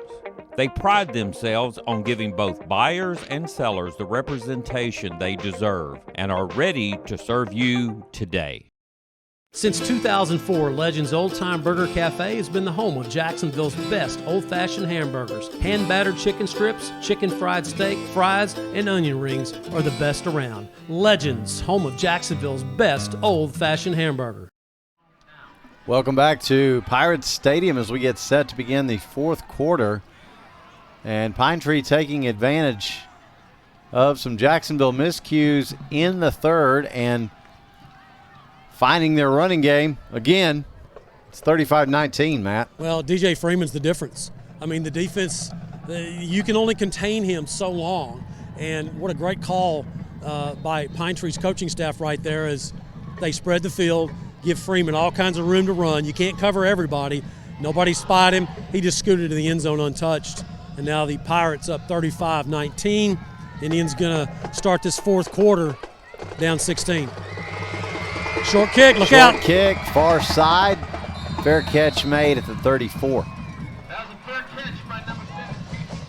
Kennedy again, sure-handed. So the offense comes on the field for Jacksonville, and you know, you established a really solid running game in that first half. You're down 1 point at the half, running the football well, mixing up the pass when you need to. But now you're in the fourth quarter and you're down 16 here. So it's 2 scores. I mean, you got to get 2-point conversions, but now you got to start thinking about your air attack, because if you give the ball back to Pine Tree, they keep the ball away from you.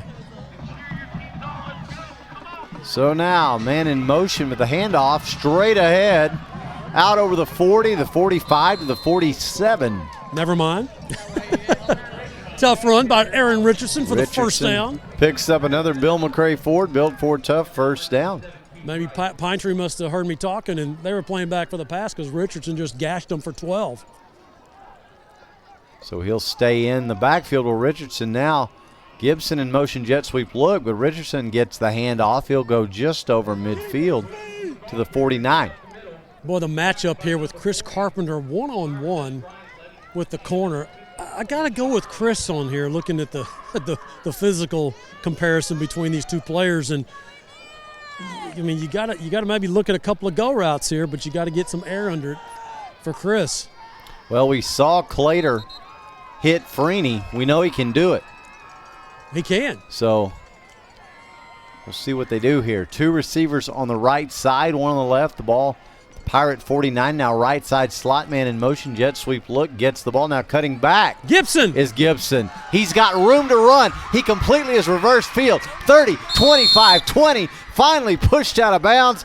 Bill McCray Ford, first down. Jet sweep reverses his field. Good decision right there by Tyrese.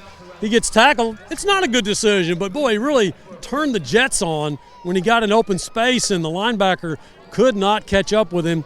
First down, Jacksonville at their 21 of Pine Tree. So with 10:49, just a little over a minute off the clock, almost 2 minutes off the clock, I should say. No, just over a minute.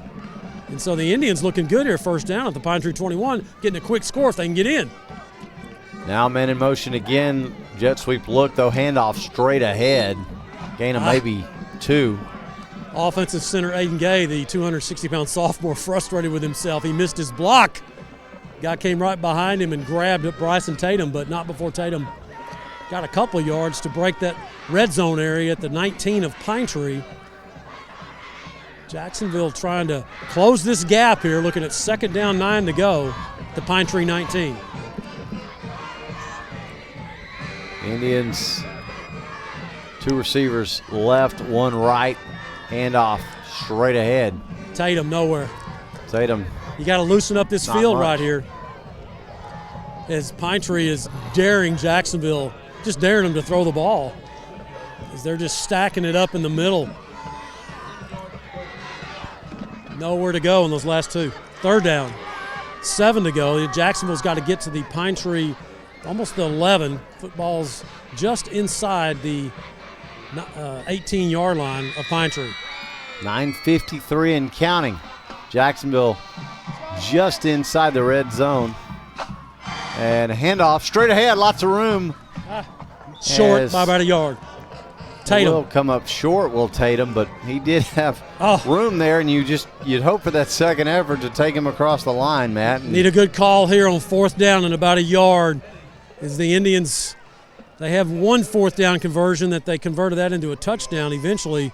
They need one here desperately. They have one attempt in this third quarter, in the third quarter. They didn't get it. They got about a yard to go here. 4th down, and they're going for it. 9:15 and counting. 2 Indian receivers left, one right. Now man in motion with the jet sweep look. Flags fly. Yeah, let's see if it's going to be against Pine Tree. They're clapping, but I thought they made contact, did Pine Tree. But, oh, wow, the officials are saying Jacksonville moved. Oh, they're going to call procedure. On that jet sweep motion, did you have a receiver run toward the line? No, it was an offensive lineman that moved. And they're going to I believe they're going to say it was Marco Nunez, the senior right tackle. He's frustrated right now, so now it's 4th down and 6 to go after the 5-yard penalty pushes the football back to the Pine Tree 17. So we'll go under 9 minutes when this one is snapped, left in regulation. Man, what a mental mistake. Got to put it out of your mind if you're Jacksonville. Now Clater. Drops back, flags come in. I think they're going to get Chris Carpenter over here on my side. I think they're going to get him for moving. And before the ball was snapped, he started chopping his steps. Yep, that's the call. Oh. 2 penalties. Can you believe this? 2 penalties for 5 yards. You had 4th and 1. That's 4th. What is it? 4th and 11. 4th and 11. Yeah. Oh my goodness. So now, if you tried to kick the field goal, it would be a 40-yarder from here with Sanchez. I'm not good with that. Wayne Coleman's going to take a timeout right here. Man, mental mistakes for Jacksonville. We'll take it with them for 45. This is Fighting Indian Football on JHS-sports.com. Dr. Darwin Dar and his staff at Dar Chiropractic specialize in family chiropractic care, exercise rehab, digital x-rays, nutrition and weight loss programs, decompression, and chiropractic wellness care. Located down the street from the Tomato Bowl, Dar Chiropractic. They can help you feel better. Since 1953, Huber Glass Oil has been serving East Texans the finest automotive fuels and lubricants.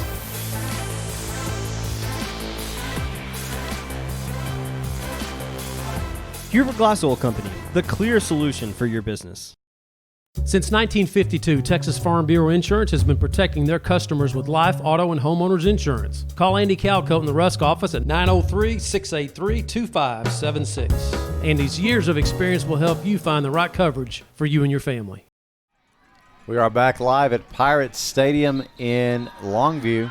Aaron Swink, Matt Montgomery, Todd Travis, and Ryan Travis along with you. Jacksonville, after 2 procedure penalties, now finds themselves with a 4th and 11, the ball all the way back to their 22, Matt. Yeah, as Wayne Coleman comes over and whispers something into Chris Carpenter's ear right there, you got to believe that they may be looking at Carpenter here on 4th and 11. Oh, man. Yeah, 2 receivers each way for Clater. He's going to turn right, look that way, fire. There's hook and ladder. You bet. Is he there? Yes, he is. It's a score, baby! Touchdown, Jacksonville. The hook and ladder, baby, every time. Jacksonville runs that to perfection. Carpenter makes the catch, and, man, he was about to get smacked. In fact, he did. He barely got it away. And Bryson Tatum took that about the 15-yard line, tight ropes the sidelines, gets hit about the 2, and he barrels into the end zone for the score. Matt, that reminded me, seeing Coleman whisper to Carpenter there, reminded me of that game where, the Palestine game, I believe it was, where he's sitting there yelling at him, take him deep, Chris, yes. Take him deep. But this time he just whispered it. It was just a great call by Wayne Coleman. Oh, and you don't have a timeout. He's calling timeout. You don't have it? No, you're going to Chris Webber yourself. No, they're going to call the flag. Yep. Oh, gosh. He was calling timeout, didn't have one, so it's going to be a delay game. Yep. Yeah. And you know, that people, that's Wayne Coleman. he's got to have somebody keeping him informed of timeouts. That's what he's telling his coaching staff now. And he does. I mean, he's got so much. And he's telling one of the coaches right now, because you go into these games that you say, look, you keep up with the timeouts. You tell me how many I got left. Somebody didn't get it done. So here's Sanchez. Just moves it back 5 yards. No big deal. He can make it. It's basically a 25-yard field goal. I say that.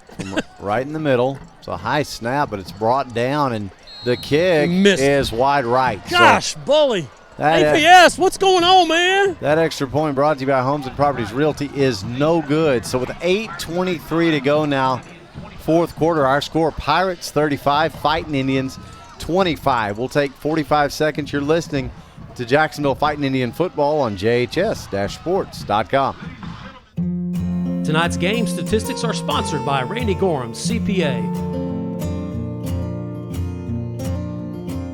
Randy Gorham, CPA, the source for your accounting and income tax needs since 1984.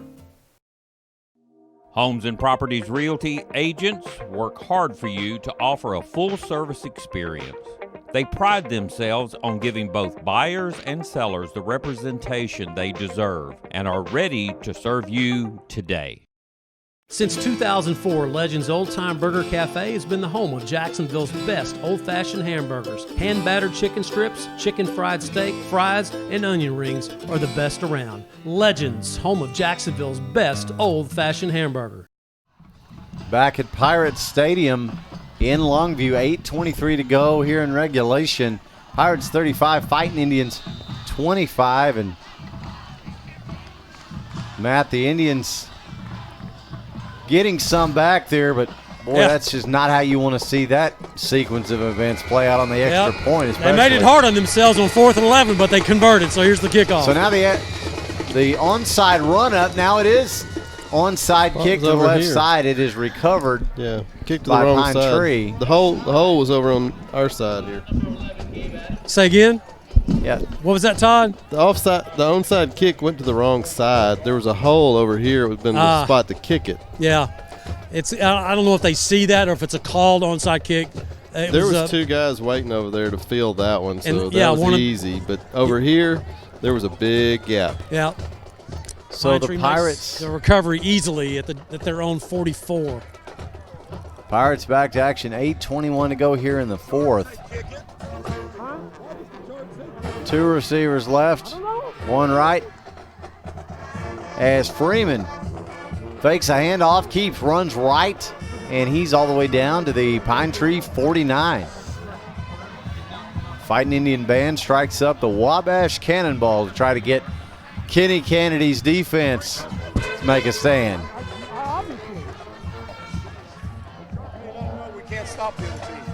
Under 8 minutes to go here. 2nd and 5, the ball on the 49. I'm sorry, I'm having a conversation with Wayne Coleman. Yeah, I can tell.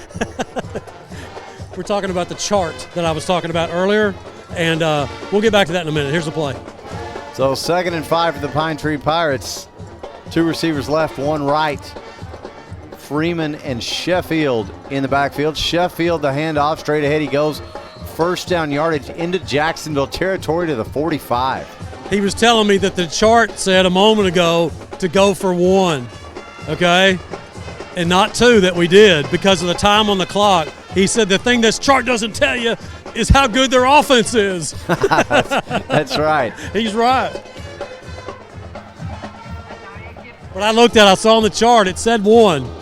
But, you're going to have to get that 2 sometime.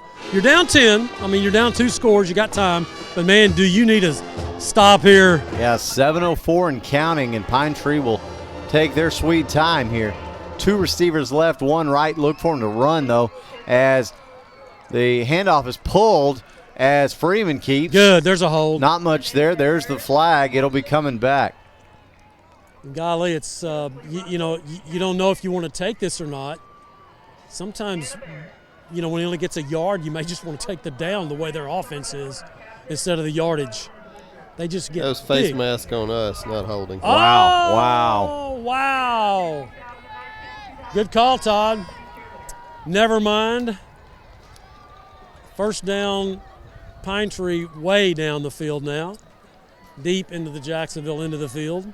after the face mask call. Good spot. They just threw that flag right there where you see the holding usually, and wow. Yeah, the only thing was that was right where he was trying to make the tackle. Yeah. I don't think there was a lineman close, but yeah, ball sitting now at the Jacksonville 26-yard line, 6:33 and counting as the clock's turned back on. So Freeman claps, calls for the ball, and he'll hand it off to Sheffield, and he will scoot through the right side A-gap. Tatum and Hicks. Down to the 22. Tatum has been our bone crusher hit of the game so many times, and we'll get to our trivia question here in a minute. I got one for you guys. Don't forget we'll be naming our Austin Bank offensive and defensive players of the game, as well as the congratulations play of the game. So Pine Tree now 2nd down 7 at the Jacksonville 23, very content just to take their time and milk this clock as the play clock approaching 0. And so Freeman going to run left, and he will make his way into the secondary. First down yardage as he is all the way down to the Jacksonville 15. It's just a dead sprint. It's just athleticism that DJ Freeman has that, you know, you got a guy that runs that fast and he gets on the edge. What do? You can have all the seals and the seal moves and defenses that you have, but if he outruns you, hey, that's it. That's what he just did. So Pine Tree again taking their time as we move toward the 5-minute mark in this fourth quarter. 35-25 Pine Tree, but the Pirates in the Jacksonville red zone. So we'll go under 5 minutes. The handoff this time, Sheffield running all the way down to the 7, right side A-gap this time. And, of course, Jacksonville, if you're wondering, why if they stop the clock with a timeout, they don't have any more timeouts. And we've already seen Wayne Coleman be put in the Chris Webber situation once. Yes, exactly. For all you NCAA tournament aficionados, remember that? They'll just milk this down. Pine Tree just taking their time. Very good job of clock management here as the play clock now down to 8-7 before they get this snap off. It will take as much time as they can as the handoff goes to Sheffield, and he gets ahead for maybe 2. Sheffield, the ball carrier. All right, we got time here, I'm sure. Trivia question. What year was the only time Jacksonville and Pine Tree played where both teams were ranked in the top 10? What year did Jacksonville and Pine Tree play where both teams were ranked in the top 10? I actually want to say we may have actually had this one before, Matt. We talked about this game, but I'm asking for the year. But I don't remember the year. I'm going to say Here's 1975. There's the handoff. As straight ahead Sheffield goes, touchdown Pirates. We'll get to the trivia question in a minute, but Pine Tree is in for the score to make it 41-25. Pirates answering Jacksonville's last 2 touchdowns quickly and efficiently, not letting Jacksonville get close. Here's the extra point attempt to try to make it 42-25. Extra points are brought to you by Homes and Properties Realty. This one is up and good. So with 3:33 to go here in the fourth quarter, our score now Pine Tree 42, Jacksonville 25. We'll step away for 45 seconds. You're listening to Fighting Indian Football on JHS-Sports.com. Dr. Folden, Dr. Westbrook, Dr. Rutherford, and their dental team at All Smiles provide a wide range of dental services. This includes cleanings, fillings, crowns, bridges, implants, and cosmetic dental care. Call and schedule your appointment at 903-586-0741. Bill McRae Ford has been serving East Texans since 1976. They can help you find the best deal on a used car or if you're ready to purchase something new. Open Monday through Saturday. Bill McRae Ford. Come see us. If you walk through the Tomato Bowl, you've seen the beautiful large photos and arrowheads as well as signage around the stadium. Eric and Kathleen Stanfield can print large format images on metal, glass, and wood, and they do a lot more. Visit their showroom and see for yourself. Congratulations in Jacksonville, sponsors of the Play of the Game Award. Trivia question for you. And we are back here at Pirates Stadium. as Pine Tree has now extended their lead to 42-25. 3:30 to go here. Fourth quarter as Jacksonville got to go quick. It's going to be a short pop-up kick, far side, fielded about the 29 and nowhere to go. Casey Kennedy did not fair catch that one. He's going to try to get a run back. He gets hit right there.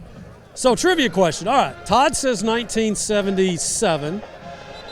No, it's 3. Todd said 73. He said 73. And Ryan, you said 77. 77. And Aaron, you said 75. 75. You're all wrong. Oh, look at that. You're all wrong, what man. Do you know? 1976. 1976. Yes. Yeah, we were all around it. Jacksonville was ranked 4th in the state.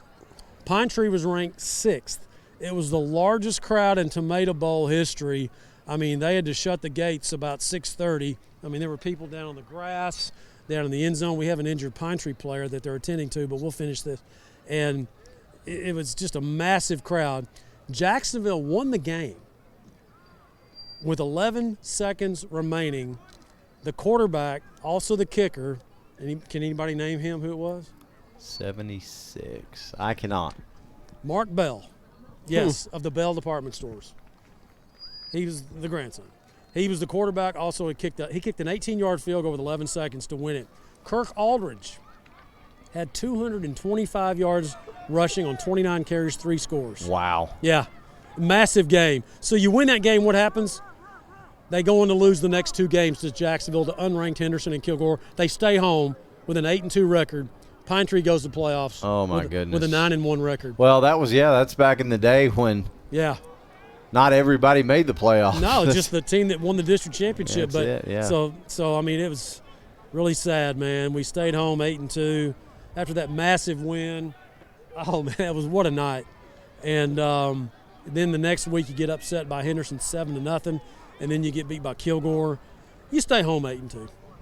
So here we are back at Pirate Stadium, where it's 42-25 Pine Tree with 3:31 remaining, and the Indians obviously are going to have to do something really quick here. No timeouts with 3:31 remaining. So Hinojosa's in the backfield, but they got 2 receivers right, 1 left. Handoff is to Hinojosa, and I don't know about that call, Matt. Wow. Straight ahead he goes, maybe a yard. Okay. Not real sure. Brings up 2nd down. After a couple yard gain. Gotta go. Well, guys, we'll go ahead and announce our bone crusher hit of the game tonight.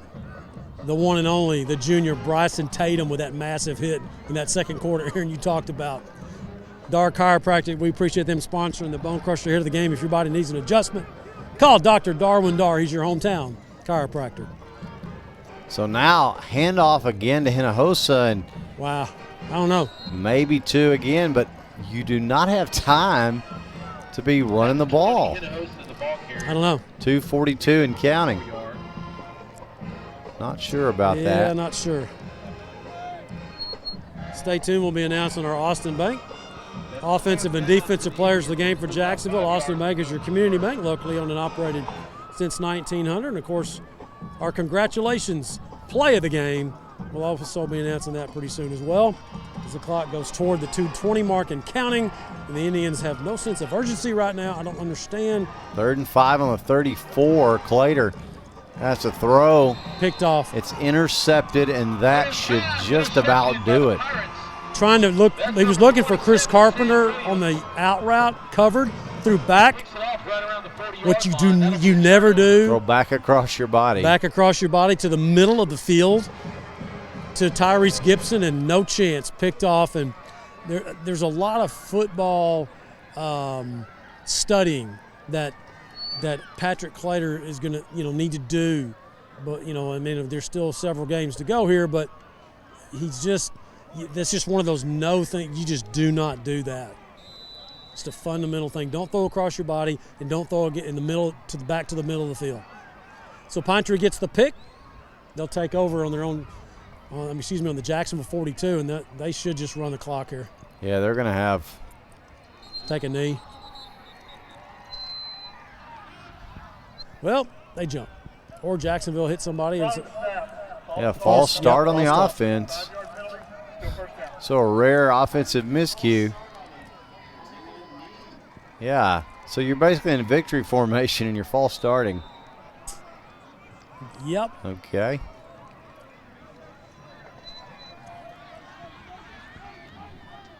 So line up, do it again, and Freeman takes the knee. Jacksonville, of course, out of timeouts.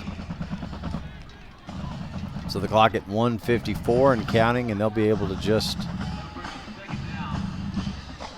pretty much, I think, kneel this out and end it. Of course, a lot of teams would continue to play, maybe put some points up. Kerry Lane and Wayne Coleman, great friends from way back in their days at Gilmer, and a lot of respect, a lot of big friendship between these coaches. And, of course, with no timeouts, some teams would continue to throw deep. I mean, we know that. We've been in games like that to try to score and keep your district-leading point scoring lead intact, but not Pine Tree here. They're just going to take a knee and be content. So they will get out of here with, in just about a minute, we'll get out of here with their third district win. And now, Matt, really, Jacksonville in a situation where you really got to win out. You got to run the table. I mean, there's an outside chance that, yeah, you win 3 of the next 4, but, I mean, you've got to go 4-0 here. Marshall comes to town next week. Then you go to Hallsville, a winnable game. You got Mount Pleasant coming in, a winnable game. And then you finish with Lindale. So, you got a chance. This is it right here. That's the play. That's the last play. So there's your final kneel down from DJ Freeman, and that will do it. So final score here from Longview tonight. Pine Tree 42, Jacksonville 25. Pine Tree improves to 3-0 in district play. Jacksonville falls to 0-3, Matt. So a game that had so much promise at halftime just got away. It did, and it was promising there when Jacksonville, but they started having to match scores with Pine Tree, which you can't do, especially when you run all your timeouts out. The big changes in the game for Jacksonville obviously was early in that third quarter when they went for it on 4th down in their own territory. They didn't get it, and then Pine Tree converted that into a score, and then the fake punt, that just a missed block. Chris Carpenter gets tackled, and then Pine Tree gets the ball at the 27. Boom, they're up 2 scores just like that. That was the difference. Folks, our play of the game is sponsored by Congratulations. Not only does Congratulations provide a weekly award to each player for the play of the game, but they're also the folks who printed those beautiful, large, formatted prints that you see up in the foyer at the Tomato Bowl. Congratulations can print just about anything you can imagine, folks. They use glass, they can do metal, they can do wood, tile. They're your hometown awards and engraving store, and they do so much more. If you've never been in their store, take a look. They do a lot of different things. Guys, the play of the game is the hook and ladder there where it was 4th down, and Jacksonville had shot themselves in the foot with a couple of penalties. And you think 4th down and 11 when it was 4th and 1, what do? They pull out the hook and ladder. Chris Carpenter pitches it right back to Bryson Tatum, and he goes in for the score. The offensive player of the game, sponsored by Austin Bank, Dominic Hinojosa. What a nice surprise he was, guys, tonight, running the football for Jacksonville.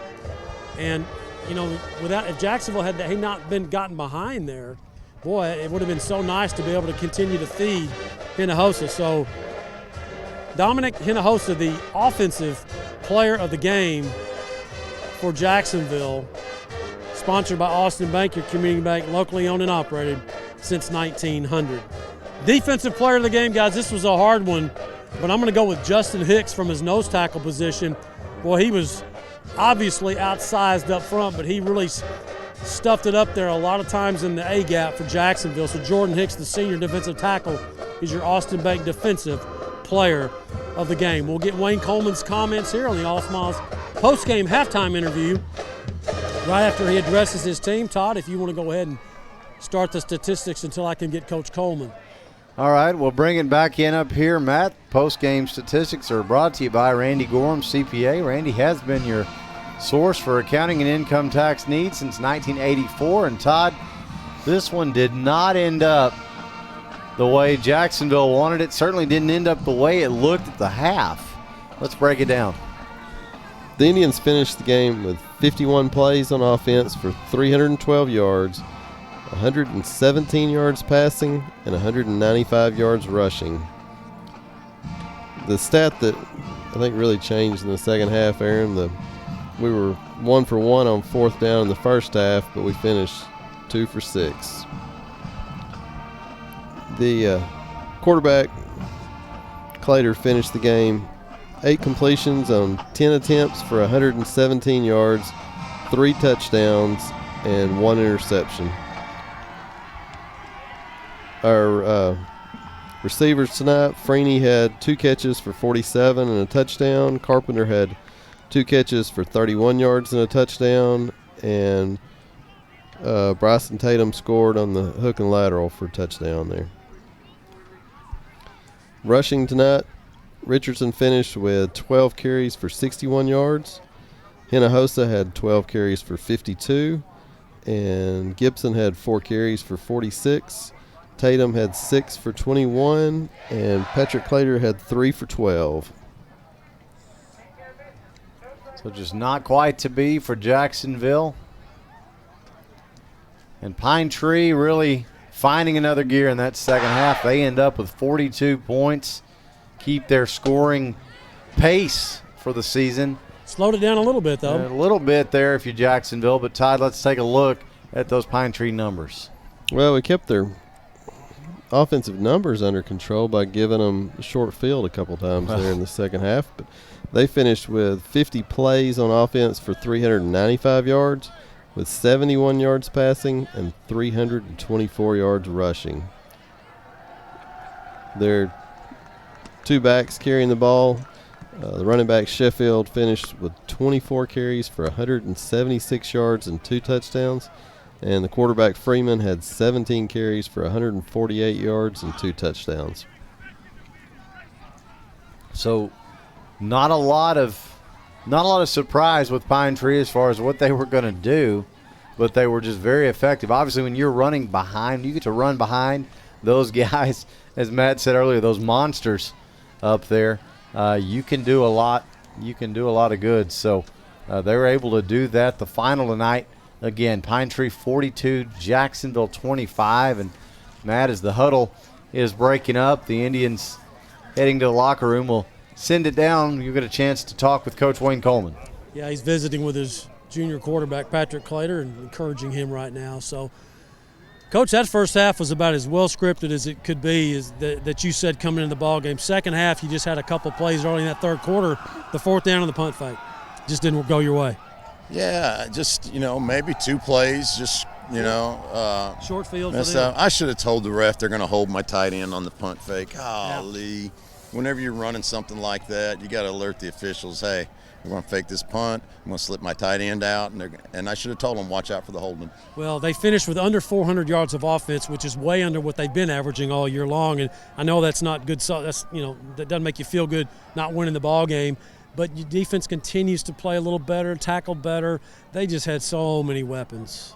Yeah, they do. And the Freeman quarterback kid, when he gets in space, he's just, he's Johnny Manziel of high school football. He's a good little football player, and I'm not disappointed in our kids' effort at all. They played hard. They kept balling out, and we played all the way. Yeah, offensive line continues to get better. You rushed for the most yards you've had all year, 195 yards total.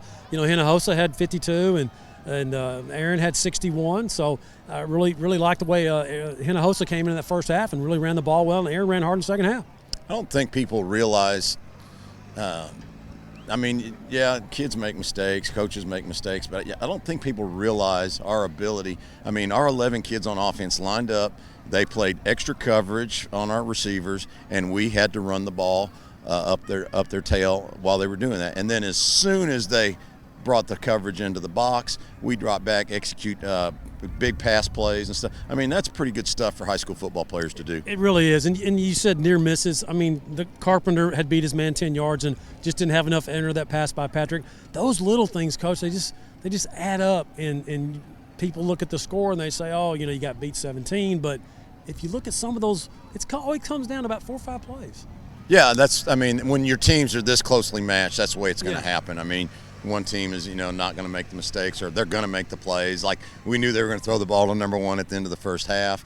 They're still able to make the play to him.